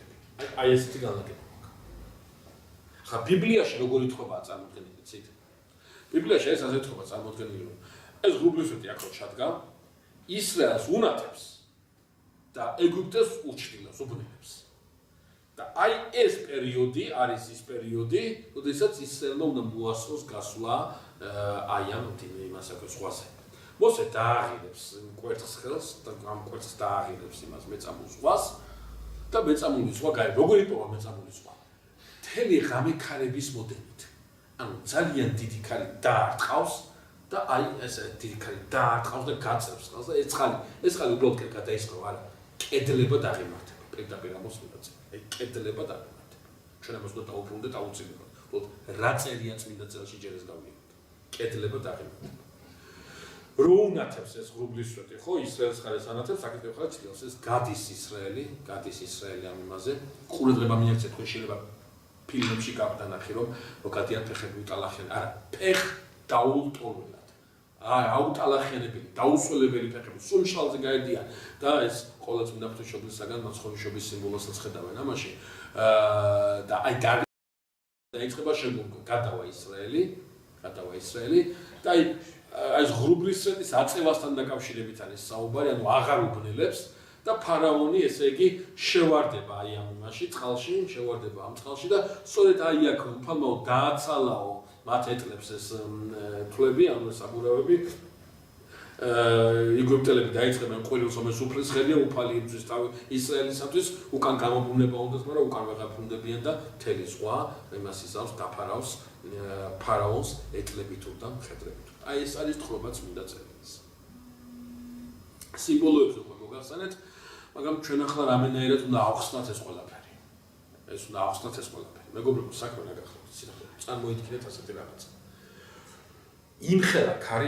იმხელა ქარია, რომ წყალი შეუძლია კედლება დააყენოს, ეს კედლება დააყენოს. როგორ ფიქრობთ ახლა ამ ქარში რომ ადამიანმა თავი შექმნას? რა მოაცლის თავი? ვერ გაჭერდება მოიწვია. ამავდროულად 2-დან 3 მილიონამდე მასა უნდა იყოს. და გათენებამდე უნდა გაიარონ ეს ყველაფერი. ჩვენ ამდენ წარმოვიდგინოთ, რომ პატარა ასეთი ბილიკი გააკეთა იქ ღმერთმა. არა, ეს ერთი კედელი ძალიან იქით არის და მეორე კედელი სავარგულოდ ასე იხსნება, ასე თუ საეკლესიო ლიტერატურაში ეს თავის თავაცხადი ასე არა გვაქვს. უბრალოდ ეს ერთ-ერთი საშუალება, ხერხია აიხსნას როგორ მოხდა ამ მეწამული ზღვის გადაკვეთა. ანუ ეს კედლები, წყლის კედლები, აქვე მარჯვნიდან მასწავლ კი არა. არა, ეს ძალიან იქით არის, სადღაც ერთი კედელი ძალიან იქით არის და მეორე კედელი ძალიან იქით არის. აი ძალიან დიდი ადგილი, ძალიან დიდი ის არის, სივრცეა ამოშრობილი, აი ძალიან დიდ სივრცეში, აი ეს მარტო 600,000 ბრძოლის უნარიანი მამაკაცი 2-დან 3 მილიონამდე მასა გადადის. თან ერთ ღამეში უნდა მოასრულეს. იუდაური გარდამოცემა გვაქვს 12 გვირაბი გაკეთდაო და თითო თომი თითო გვირაბში გადიოდაო, ნუ იუდაურია თავის თავაცხადი აღარ ლაპარაკობს იმაზე, ჭენმა ხალხმა სად გაიარეს, არა ინტერესებს ავარაუდოთ და იმიტომ. თავის თავაცხადი ასე რამე არ მოხდა. როდესაც გადავიდა ისრაელი, აი ისრაელს ამ გადასვლის პერიოდს სავარაუდოდ ფარაონი ვერ ხედავს. რატომ? ამ პერიოდს უჩნდებს მასაც ღვთისმსვეტი. და ღვთისმსვეტი მას როგორ ახლა წარმოედგინეთ, რა დავინახო რაღაცა, ესეთი სვეტი აღიმართა ჩემს და სასწაულებრივი რაღაცა, ანუ მართლა ძალიან არალოგიკური უნდა იყოს თქმა იმასთან დაკავშირებით, რომ გავბედო ნაბიჯის გადატანა. სავარაუდოდ ფარაონისათვის ეს არის უდაბნოს ქარი. სავარაუდოდ ამაყ ასე იყო. ვარაუდი არსებობს ასეთი. უდაბნოს ქარი, რომელმაც ჯარს გადაადგილება შეუშალა, ხელი შეუშალა გადაადგილებას. და ფარაონმა არც უნდა ეჭყავს, უნდაიდან იცის რა. წინ ზღვარი და ისრაელი ვერსად ვერ წავა და თუ წამოვა უკან მას შეხვდება. ანუ არ არის აუცილებელი გზის გაგრძელება შესაძლებელია სამხედრო ბანაკი აქვე გაიშალოს და თავის მიზანს ის მიაღწევს. დილის სახმილავს როგორ წერია წმინდა წერილში. აი დილის სახმილავზე ხდება უკვე აი ამ მღვიმის აწება. უღრუბლის სვეტი, ანუ დილის სახმილავზე სავარაუდოდ გამთენიისას, გარიჟრაჟისას დილა შეიძლება არც იყო. რომ ეს ღრუბლის სვეტი გადის, ანუ ასეთი სურათი აქვს ფარაონს, რომ ჩაცხრა ეს უდაბნოს ქარი სავარაუდოდ. და ხედავს რას? თავის თავსა და წყალი კედლებად დაინახოს ასე, ეს შორს არის ეს, შორს უნდა იყოს, მაგრამ ფარაონი ხედავს რას? ფარაონი ხედავს, რომ ეს ისრაელი, რომელიც წინათლის უკან სხვა ქონდა. ახლა ეს ყარსა დარჩენს. პირისპირ დგას ისრაელი მასთან. ამავდროულად არის არსებობს ასეთი აზრი, რომ ბოლოს მოსე გადავიდა, თუ კი მოსე იქ წინ იდგა, ახლა ეგვიპტისათვის მოსე უკან დგას. და გადასული ისრაელი და მოსე აქ თანხმდა მოიქცა. და ფარაონში ჩნდება აზრი, რომ ისრაელმა გადაწყვიტა უკან დაბრუნება და ეგვიპტელებისგან დამოუკიდებლობა. და ეს ხმელეთი, რომელიც წარმოდგენილია, ფარაონისათვის ეს არის ის გზა, რა გზითაც მას უნდა მიადგეს ისრაელს. და დაიმონოს ისინი და დახოცოს ისინი.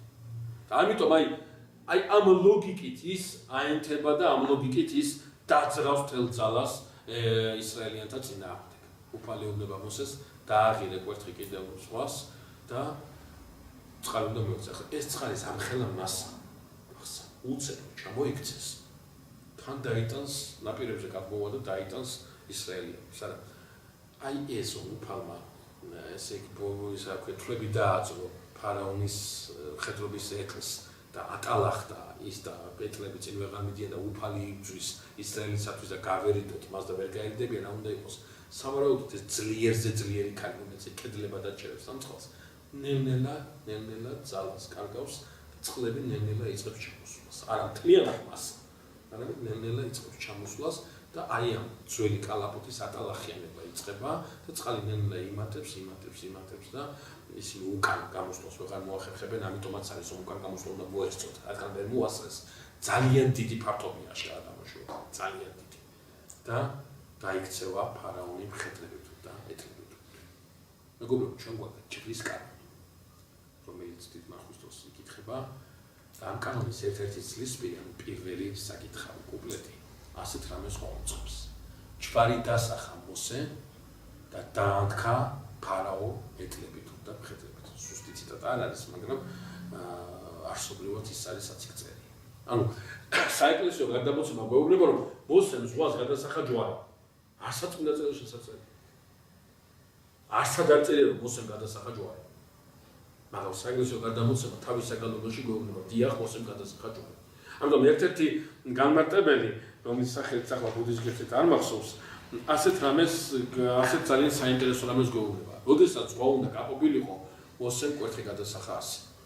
და როდესაც ზღვა უნდა შეერთებულიყო, მოსემ კვერთხი გადასახა 100. და ამაში გულისხმობა მოსემ ჯვარი დასახა ჯერ ვერტიკალურად, შენ ჰორიზონტალურად და სრულად გასაგები ხდება მაშინ ამ საკილოსო გადამოცემის შინაარსი და წყარო. შემდეგ რაც წერია წმინდა წერილში გახლავთ ასეთი ამბავი. ისრაელმა იკალობა. აი მეგობრებო. აი აქედან იწყება ისრაელითა თავისუფლების შესახებ ისტორია. არა იქიდან, საიდანაც როცა გამოვიდა ეგვიპტიდან. არა, აი აქ როდესაც იკალობა. ერთი ხმით იგალობა.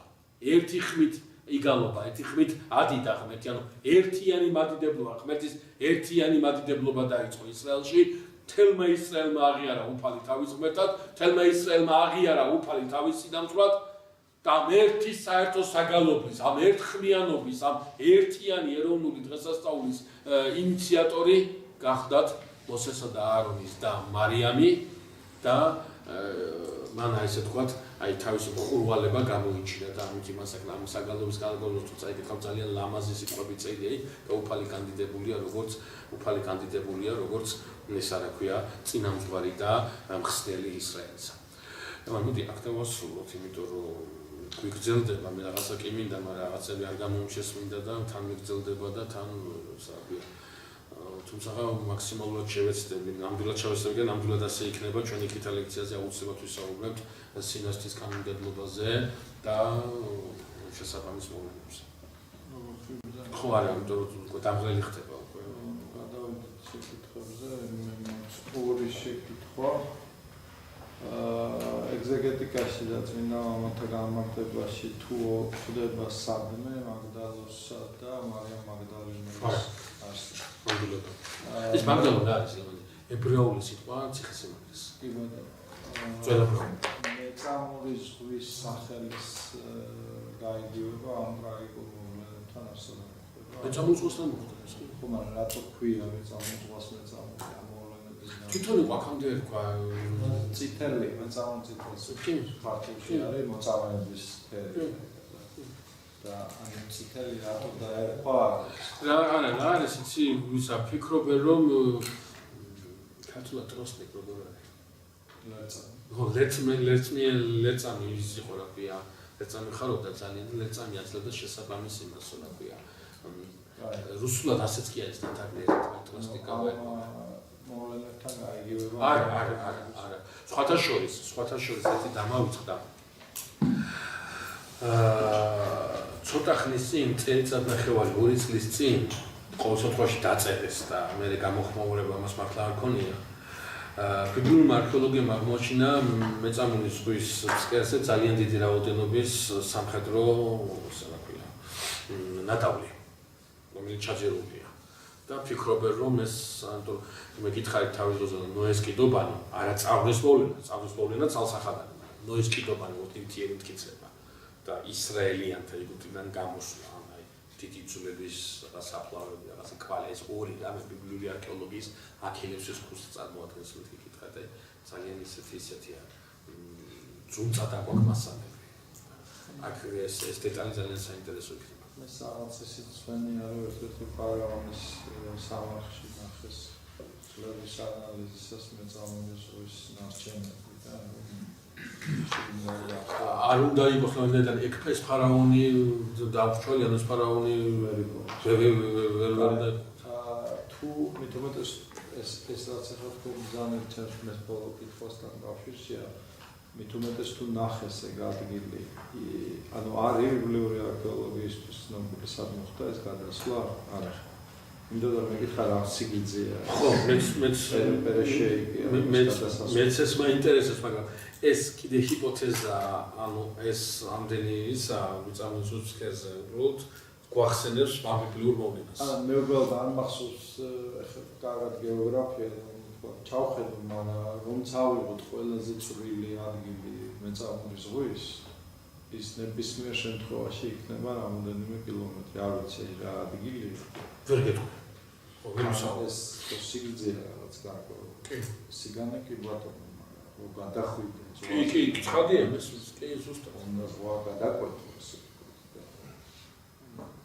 ამ დაფერიდან იმ დაფერზე ხომ მოექცე კი ზღვა ეს დინარე ხო არა კი ბატონო კი ესე იგი ლაპარაკია ამ დრამაში სანამ ეს ხარი უბრალოს სანამ ეს სტუდიაში სვეტი დგას და ხარიც უბრალოს კი ხო რაღაც დიდ მანძილს კი და დიდი მანძილი უნდა იყოს ეს ერთი და ფართოც უნდა იყოს ეს ამომშრალი ეს მას სიგძე მაინტერესებს არ ვერ პასუხობ 4 მილიონ კაც თქვათ აი ეს ეგრეთ წოდებული ლიტანიუმის რუსული ქრისტიანი ხოდებს ეძახიან მაგის ორგანიზატორებს ვიცნობ და ვიკითხავდი რა ამის გამალელები ხართ დღეში და თუ არ მესმის საშუალო 15 კილომეტრს ანუ წარმოიდგინოთ ხალებით და ბავშვებით და უმში და ლედი 2-3 მილიონი მასა ხო რა ძალიან დიდი რაღაც ისეთი ადგილი უნდა იყოს სადაც ზღვა არის ძალიან ვიწრო ახლა ბიბლიოთეკა არქეოლოგია ალბათ მან უნდა ეძებდეს ყველაზე ვიწრო ადგილებში მეწამული ალბათ როდეში ეს ხარ არა ეს შეკითხვა არა რატო ეს ძალიან საინტერესოა ეს ყველაფერი ძალიან საინტერესოა ნედა ეს გვეხმარება თუნდაც იმიტომ რომ ბიბლიის ისტორიულობა იქნას კიდევ ერთხელ დადასტურებული ჩვენ ეს არაფერში არ გვჭირდება მაგრამ ზოგადად სამეცნიერო კვლევისათვის ძალიან საინტერესოა ხოდა რა იქნამდე მეწამული ბაზა მაშინ და მეწამულს ის და ინფორმაცია არა ეგეც არის თავისთავად ეს რომელი საუბარი ეცექსოდე ქრისტეშო ეს ზუსტად არის სტუდია კი რა 3,000 ქრისტეშობამდე მე-20 აბრაამი ქრისტესობამდე მე-17 მე-16 ამას მე-10 დავით თქვენი საუბრით ორ ლოგიკაზე საფრთხოზე და ადამიანის პირობით არისტოტელეს ლოგიკაზე აუტრის ბეულის და შესაბამისად აუტრის წესი. თვითონ ამ ადამიანურ ლოგიკაში საკმაოდ უცნაურად იქცევა ეს ფარაონი, იმიტომ რომ შეეჯახა რაღაცა ხალხს ან კონკრეტულ პიროვნებას, რომელსაც აქვს ენით აღუწერელი მოვლენების გამოწვევის უნარი, ქვეყანა გაანადგურა ფაქტიურად. ეს ხალხი წავიდა და უცებ ამას თავში არ გყავს რომ მე ამას უნდა დავეციო და ეტალებით და რაღაც ჯარით უნდა მოუხერხო როცა აქვე მყავდა. ჩემ ხელში იყვნენ დათხოვებულები და აქვე მოუხერხე ვერაფერი. და პლუს ამას მე მისდე და იქ რაღაც ზებუნებრივი ღრუბელი, სვეტი, თუმცა მისთვის არის თუ არა ზებუნებრივი ესაც საკითხავია. ან ბარიერს გიქნის, ან რის იმედით მისდე თუ ასეთი რაღაცები გაგიკეთ, ან რაში არის ფარაონის ლოგიკა? შენი კითხვა არის ძალიან საინტერესო და პასუხი აქვს ძალიან მარტივი. ცალსახა ყველა მამამას აქცევს ყურადღებას. ამ პარტავნება რომელიც აკეთებს ადამიანის გულს. სხვა პასუხი არ აქვს და არც ასეთი სხვა პასუხი. მესმის ასაცამბლ და ასეცაა, ხო, ანუ გასაგებია, ხო, რომ საფრთხო ლოგიკის საფრთხო იმის ხედვის წინაშე ადამიანური ლოგიკა ფერმკრალდება და უმეცრებად იქცევა, მაგრამ შენ ამბობ ახლა იწემს იმას თავი დავანებოდო, ამაშივე არის არალოგიკური ლოგიკა, ხო, და გეთანხმები. აი, რა მინდა გითხრა იცი, წარმოიდგინე ასეთი რაღაცა. რომ ხედავ 4 დღის მკვდარი გააცოცხლა. აყროლებული კაცი ცოცხალი. ამის მოკვლაც გინდა და იმის მოკვლაც გინდა. რატომ? აქ შეიძლება შეკითხვა ელემენტარულად. ხო, ლოგიკურად ხო უნდა გაჩნდეს კითხვა, რომ ესია თუ არა რაღაცა ერთისაგან მოხსნილი რო არ იყოს ამას ხო შანსი. ამაზე აქვს მოწყობილი. ყველა ხმობა მეიწევა. ზეკაცისაზე ნათქვამის კი მე და სულიც მეც მოპარდი თქო. იმიტომ აქ ჯიუტო. გონებით ჯიუტო. აი გონებით ეუნებით, բայց არ მინდა არ გიყურა, არ დაგინახა. ვერთა დაიფაროს უყოლარეს. გონებით ჯიუტო, ლებელობის ჯიუტობას იმას ისა. რასაც შეიძლება, ეგ არის ზუსტად.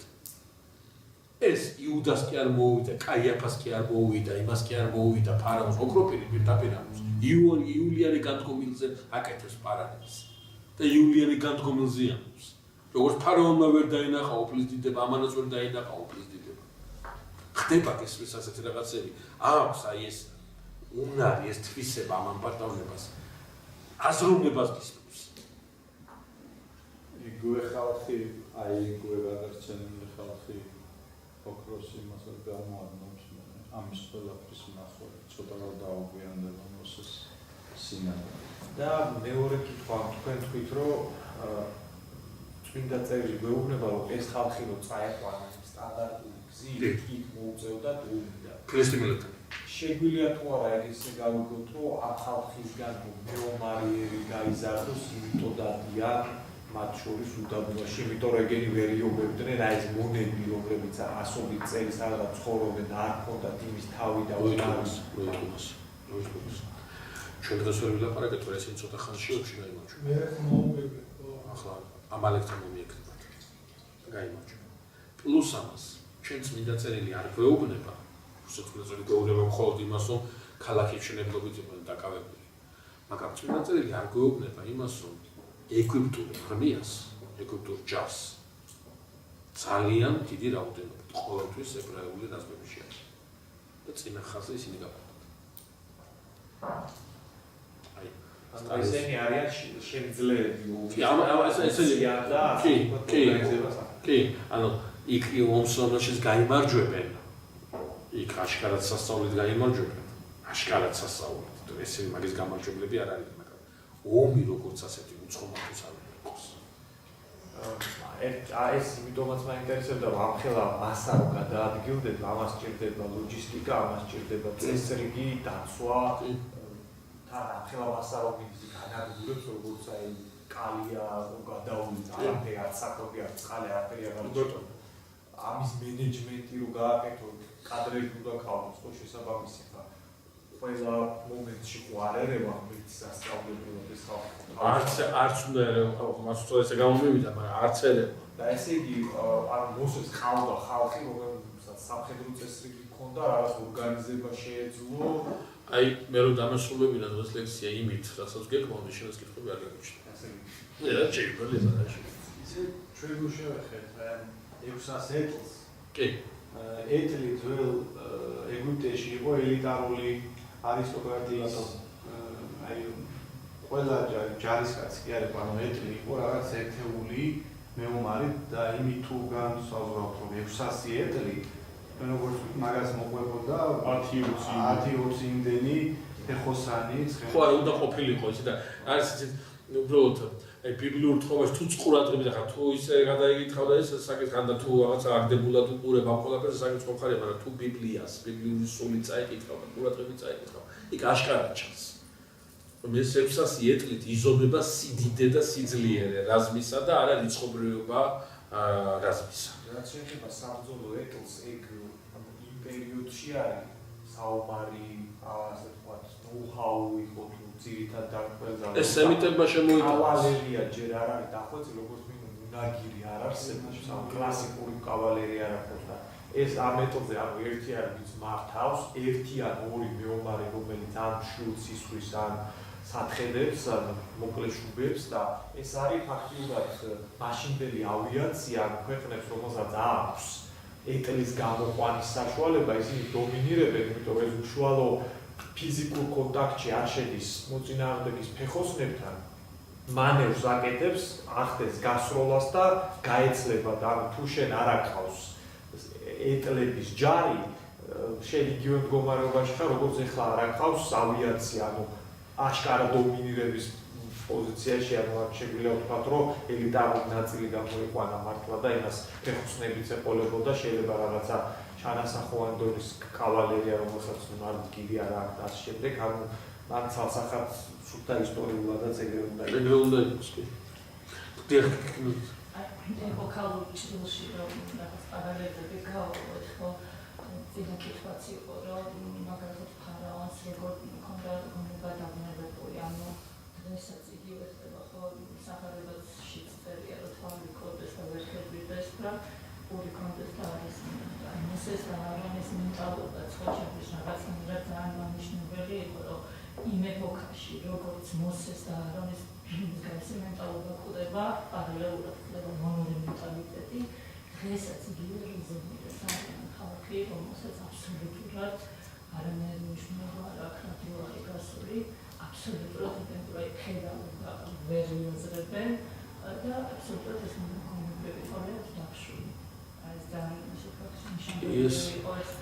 ეს არის უბრალოდ ჩვენ ყურადღება უნდა მივაქციოთ, რომ ძალიან დაიხვეწა მეთოდები, რა მეთოდებითაც ადამიანის გონებრივი დაპრობება შეიძლება. ადრეს მეთოდები დახვეწილი არის, ახლა მასშტაბებიდან და მეთოდების დახვეწილება კიდევ რომ საკმაოდ გამოაჩინა ეს ყველაფერი. მეცაც გეტყვით, რომ ყველაზე ქმედითად ეს მუშაობს ქრისტიანობის წინააღმდეგ. ყველაზე ქმედითად. ყველაზე ასე ვთქვათ, საინტერესო ამ შემთხვევაშია და ყველაზე დიდი ფორპოსტი აქ არის სწორედ. ამიტომაც რაღაცნაირად აი დღეს თუ გადავავლებ თვალს თქვენ ნახავთ ცდელობას, მე გაურბივა რაღაცა ისეთი მას თავისთავად ცხადია ბოლომდე ვემხრობი ქრისტიანობის ასე ვთქვათ თანამედროვე ენაზე წილე გადმოცემას და ბოლომდე ვემხრობი იმას, რომ ქრისტიანულმა მეცნიერებებმა, ანუ ქრისტიანული სამეცნიერო დარგმა, იქნება ეს დოგმატიკა, იქნება ეს წმინდა წელი თუ რაღაცა, ყველა თანამედროვე მეთოდი უნდა გამოიყენოს. თუ ქრისტიანობის გათანამედროვეობაშია პრობლემა. სამისიონერო თანამედროვე უნდა ქონდეს თავისთავად ცხადია. საუბრის მეთოდები თანამედროვე უნდა ქონდეს თავისთავად ცხადია. მაგრამ თუ ქრისტიანობის გათანამედროვეობის ის ჩდება ესვით ცდელობები. რაღაც აი უკვე თეოლოგებს ეს სირცხვებად თქვან ქრისტე და მისი მოსვლის წინ ანტიქრისტე. რაღაცა ეზღაპრებათ, ეს რაღაც დაცივის ეშინიათ. და უკვე ეს სული გვთავაზობს სწორედ იმას, რომ რაღაცა ცდელობას იმისას, რომ რაღაც მოდერნული ქრისტიანობა შეიქმნას რაღაცა. იარული ქრისტიანობა. ხო, რაღაცა ისეთი პოპულარული, რაღაცა იმეთი, აი ტაძარი, აი ის რა ქვია, სანთელი დაანთე, აი ასვესფერი სანთელია და ასე შემდეგ. თავარი არსი რო იყოს მოსმარი და არსი ამ დროს სულ სხვა რამეში არსი ევქარისტიაში და მის ხოლად სიწმინდეში. ცოტა ხანი რაც ხდებოდა განესახებოდა. მეტი რა იყო. კიდევ ერთი კითხვა შეიძლება მისებაზე და ამ კითხავებზე ვისაუბრეთ ძალიან ისეთ ვიწრო ზაფხულის აი ამ ისეთ მდგომარეობა შორის და მწირვაში გვაქვს ესეთი მომენტი, როდესაც დასასრულს მისებითად დიდო თვითარიან სიტყვებით. აი შეგვიძლია რაღაცნაირად განვეტოთ, როგორ რა ასე ვთქვათ, არის ამის ქვეშინაობა. ბევრი რამე შეიძლება ვთქვათ, მაგრამ ეს განმარტება ხდება იმ წინა სიტყვებით, რომელიც საკუთრებიდან გვესმის. რა არის გასოთ ეს სიტყვები წმინდა არ წმინდათა.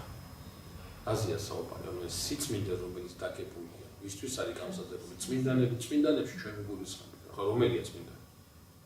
ეს იმას ხვანს, რომ წმინდანები ვართ, არა, ეს იმას ნიშნავს, რომ ჩვენ სიწმინდეში შევდივართ და ამით წმინდა ვართ. ეს არის სწორედ აი ეს სიწმინდის დაუტევებლობა ღირსება შევინარჩუნოთ, ამ სიწმინდის ღირსება შევინარჩუნოთ და ღირსებით მადლობდეთ უფალს. ანუ არა მხოლოდ აი მე ახლა დღეს ხდებოდი სიტყვა მიგრძელდებოდა, თორე აი რა შემოგავითო რომ წერია და იქ ტერმინი მოვიყვანე და როდესაც მამები ამას იმაშებიან, ხო? მოსეს ლოცვას აქცევენ ყურადღებას, აი პირდაპირ წერენ რომ ლუკა ერიმელიცას ვსწავლობ. რომ ყველაზე დიდი ლოცვა არის არა ლოცვა, რომლის სიტყვებიც გასეპირებული გაქვს, არამედ რომელიც ხურვალე გულიდან მოდის. და აი ეს ხურვალე გული არის სწორედ ის, რაც ამ ღირსებას ინარჩუნებს. აი მე მახსოვს პირველად საკურთხეველში შევედი, რა ვიცი, წითელი ვიყავი და ისეთი ის ქონა მოგიგება და მე უკვე შემეძლო შემერბინა საკურთხეველში თავისუფლად. გამცირდი რაღაც ის ბარიერიც უნდა არსებობდეს ჩემს ცნობიერებაში დაიკარგა. რაღაცა დისტანცირება სიწმინდეს რაც რომ მქონოდა შემომცირე ხელოვნურად. ასე შემდეგ. ინდაცი დამოკიდებული ყველაფერი. ჩვენთვის ესეთი ხო ძალიან ეპიდემიის დროს ამხელა ხო ძალიან ხო ყველაფერი ამას აი ეს სულიერი ცხოვრების სახე სულიერ ცხოვრებაზე ბევრი ლაპარაკის მორალური უფლება არ მაქვს თავის დაუცხადია მაგრამ აი რაც საკითხული მაქვს ინტელექტუალურ დონეზე გეტყვით რომ ეს ყველაფერი არის სულიერი ცხოვრების ნაყოფი. აი როდესაც არ ამართებული სულიერი ცხოვრება გაგან საერთოდ არ არის სულიერი ცხოვრება ხო? აი ეს იკარგება ეს ყველაფერი. ყველაში კითხვა სიმშვიდეს ვისაუბრეთ. აი შეიძლება თუ არა ესეთი რაღაცა კავშირი რომ სიმშვიდე მოქმედებასთან არ არის მოქმედებასთან არავითარ შემთხვევაში. არავითარ შემთხვევაში. თქვენ მე ვერ მანახებთ. კარგად გამიგეთ ხოლმე უხერხულად გამომივა მე თქვენ კარგად გამიგეთ თქვენ მე ვერ მანახებთ გიჟ წმინდანს. და მე ვერ მანახებთ მოქმედო წმინდანს. ყველა წმინდანი მშვიდია და მოქმედი.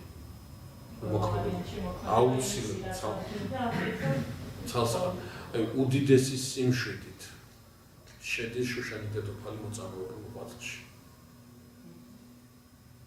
აი როგორი მშვიდები არიან, როდესაც მიდიან და ქრისტესთვის დებენ. აკა როგორც კი სიცახცახეს, კანკალი, სტრესი აიტანს, ის უბრალოდ თავს ვეღარ დაწინავს, მორჩა დასრულდა, უკვე ემოციებმა შეჭამს, არა, პირიქით თავს ბლობე ბოლომდე. არანაირად მოქმედი. თავის აუცილებლად ცალსა. აი მაცია ნათქვამი ერთ-ერთ კვლევარს უწერია საოცარი სიტყვები, აი ციტატასავით გიმეორებთ. მოციქულებზე აქვს ნათქვამი. მოციქულებმა თავიანთი სიმშვიდით დააჭოფეს რომის იმპერია. ზუსტად არის ნათქვამი, აი ზუსტად. თუმცა ალბათ ეგ უფრო ღმერთის მიერ მომადლეული ნიჭია. ცალსახაგნო ერთი ადამიანი მშვიდად ესეთ რამას. მივახციე გამორიცხულია. ღმერთი არის. ახლა მოდი მეორენაირად შეგეკითხება. თქვენ პედროს როძინავს სიკვდილის სამყაროში. თქვენ კითხვას აი ძალიან საინტერესო თუ კავშირდება. ბუდისტები რა შვიდი არ არის? არა ის კურსი შვიდი არა. ის სოდა სხვანაირად უყურებს ამბობს. შვიდი არის აი ჩვენთან ასკეტი. და ხოდა რატო ამბობ ამას ნახეთ. ძალიან საინტერესო. ეს მე სხვა ლექციაზეც დამჭირდება იქაც გავიმეორებ.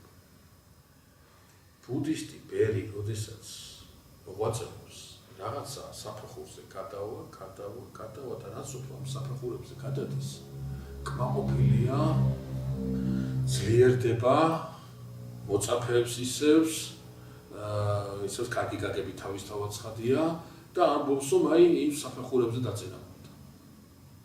და ქრისტიანი ასკეტი რაც უფრო დრო გადის, ამბობს რომ პირიქით კი არ დაწინაურდა. უფრო ცოდვილი ვარ, სულ უფრო მეტს ხედავს, ანუ დაწინაურების ის არა აქვს, წინსვლის ის არა აქვს, რა ქვია. ანუ მის ის შვიდად არის და ტკბება თავისი მდგომარეობით, ეს შვიდად არის და უღრმავდება თავის ცოდვილ მდგომარეობას. ორივე შემთხვევაში სიმშვიდე გვაქვს, თვითონ მას სინამდვილეს იქაც აპათია. გესმით, სხვა რამეა. ის არის გულციობა, გულგრილობა ყველაფერსად. ინდოს, ოდესაც აქ სხვა რამეა, სისოიდიძეა ნათქვამი. გუშინ ფიქრობდი ამას სხვადასხვას. სიკვდილის წირო და ღმერთს ხვაწებოდა ცოტა დრო დამითმო, კიდევ სინამდვილე ძმებს უყვირდათ, რომ შენაო კიდე სინამდვილეზე. ხა ან სისოიდიძე აპათიას მithmas მინდა სულმა დაფერისტოდა და თამაშობდა და ამას სტიროდა, ან და მართლა განიცდიდა ამას.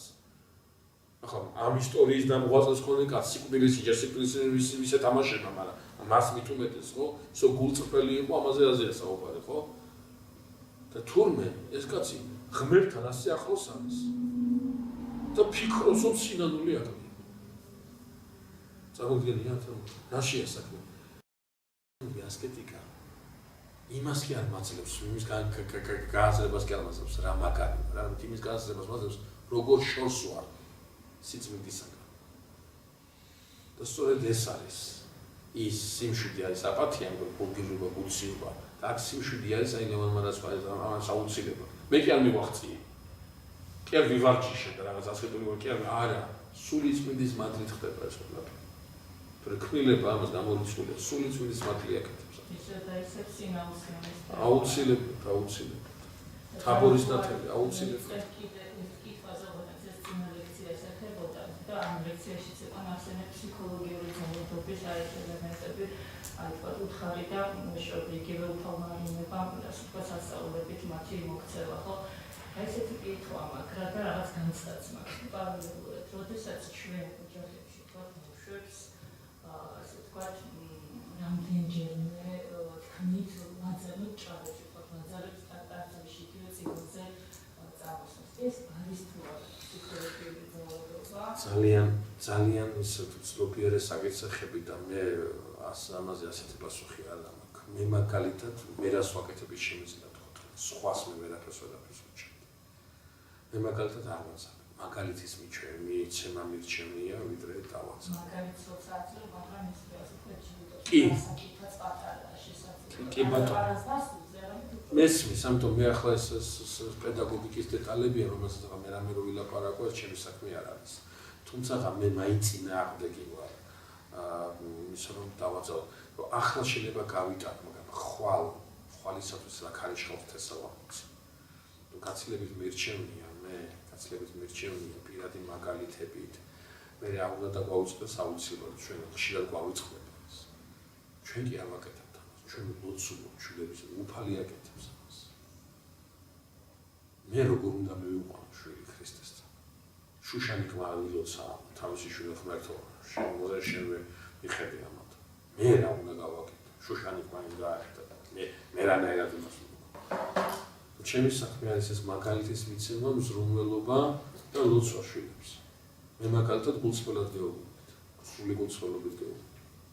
რომ აი გამორიცხული, იმიტომ კი არა ხელი ამათ არაბული შვილებზე, არა ბოლომდე უნდა ვემსახურო, უკანასკნელი უფლის ღამე უნდა ვემსახურო, რა სისულელი. მაგრამ შედეგი უფლისათვის ამათ, მე ვერაფერზე ვერ ვაკეთებ. ისი. ხო, არის აიტო მე ძალიან ბევრი მაგალითი ვიცი. სტიკარში დაღრელისა და მე გაათეისტებულის. საკურთხევლიდან ათეისტი როა გამოსული. საკურთხევლიდან ეკლესიის მტერი როა გამოსული. ვიცი ასეთი მაგალითი.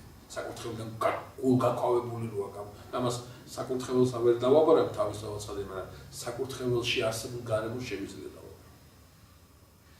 იმიტომ იმის თოთოგული იმის სათნო ფსიქიკა უცებ შეხვდა ისეთ რაღაცას, რასაც უნდა დაილეკა. შეიძლება მან ეს პროტესტი იქ ჯობდა იქვე გამოეთქვა და ამ პროტესტით აღარ დაცილებოდა საკურთხეველს ვიდრე რაღაცა იმას საქმეს, რაღაცა დაუშალეს, ასე რატო ფიქრობ, ასე რატო ამბობ, ამ სიმართლესატონ და მასში ეს პროტესტები დაგროვდა და როგორც კი ისი გამოხატვის საშუალება ნაკლებად არა ძალაუფლება მიიღო ბოლომდე გამოხატა. ამასთან დაერთო რა კომპლექსი იმისა, რომ მე მართალი ვიყავი და არ მათქმევდნენ და თავისი მართლა მოხს. ამიტომ რაღაცა ძალიან საშიშია ეს ყველაფერი. ძალიან საშიშია. ნუ ყველას თავისი ის აქვს, თავისი მდგომა აქვს, მე ჩემი გითხარი თორე ჩემი საქმე რა სხვას. ასე კიდე ქრისტიანულ სამყაროში ძალიან შეგვიახლოვდა განსაკუთრებით კონტექსტსა ანტიოქიური და ალექსანდრიული სკოლები არსებობდნენ, რომ თუნდაც აი ამ მოვლენას რაც არსებობს შვედია, ყველამ ეს სხვადასხვანაირად განიხილავდა. ანუ რა გამოდის, რომ თუ ეხლა ქრისტიანულ ფუნდამენტურ დოგმატურ განმსხვავებელები, ამ კალაპოში შემილია ის მოვიაზრო, რაც თავისთავად ცხადია, ჩვენ დოგმატურ იმაშიც კი, ახლა ერთ-ერთი ამაწერს, ახლა დინარე თავისთავად ჩვენიერება. მაგრამ როგორც ის კალაპოს გადმოვა, ღვარცობა დამანგრევე და მოსულ ძალად იქცევა. წმინდა წერილი, მამათა სწავლებანი ჩვენთვის არის კალაპოტი. აი ამ კალაპოტში მოძრაობის გევალება კიდევაც იმოძრაობა. ეს კალაპოტი გეუბნება, რომ ამის მიღმა თუ გადახვალ, შენი აზროვება დამანგრევლად იქცევა. აი ამის მიღმა არ უნდა გადახვიდე. მე მეკითხებიან ხოლმე პირდაპირ მამას. ეს რომელმაც წმინდა მამამ თქვა. მეორენაირად მიპასუხონ ჩემ კითხვაზე და უპასუხებ მეც. რაც თქვის, რომელიც წმინდა მამას წინააღმდეგია. აი მასე მიპასუხო. წარმოგიდგენ, ნიკირილი ალექსანდრიელს ასეთი რაღაცა ეფიქრა. კვერთხი არის, კვერთხი რო დააგდო მოსემ და გველად იქცა სიმბოლო ადამიანის დაცემისა. ვინ თქვა კერილემ ეს? არავის არ უთქვა და მეც არ ვიტყვი, ეთქვა? რა სისულელეა? კერილემ რაღაც ახალი თქვა. უпростоრეთ ახლებურად თქვა. ის ჭეშმარიტება, რა ჭეშმარიტებაც ეკლესიაში არსებობდა. ვინ დაუშალა? როგორ შეიძლება? დღეს წმინდა წერილი სოდა ხშირად ამაზეა გადაგებული. თუ იცი ამ ციტატაზე ოქროპირმა რა თქვა, მედიოლერმა რა თქვა, ბასილემ რა თქვა, ესე იგი გწოდნია. ეს არ არის წმინდა წერილი ცოდნა. სექტანტები მეც კი არაფერს არ აკეთებენ. სხედან და იზუთხავენ ერთი და იგივე რამეს. გამახტიებოდა სხვანაირად მისი ფიქრიან თელევიზია ფრასინას და ის რომელი დაყვებოდა და სულიწმიდით მოძრაობა ის არის. შემოქმედებითა თუ არ მიუდეგი, ოღონდაც ეს შემოქმედებითობა ღვარცოფად არ უნდა იქცეს.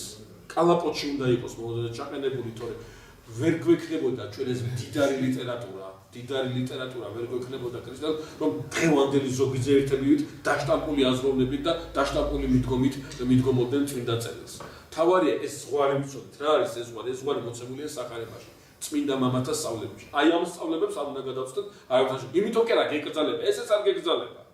მაგრამ მე უკვე შენი სიტყვა აღმაშენებლობით არ იქნება დამანგრეველი და იქნება მცდარი. ეს კალაპოტი მე მეუბნება, რის იქით ვიწყებ გრევას და რის შიგნით შემიძლია შენება.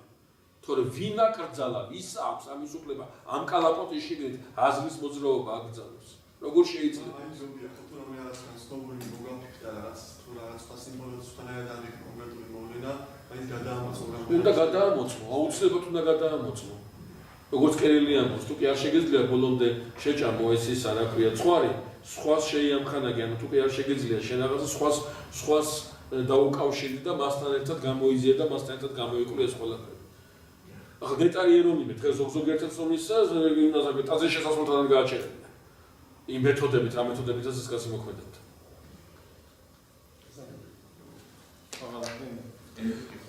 კი ბატონო.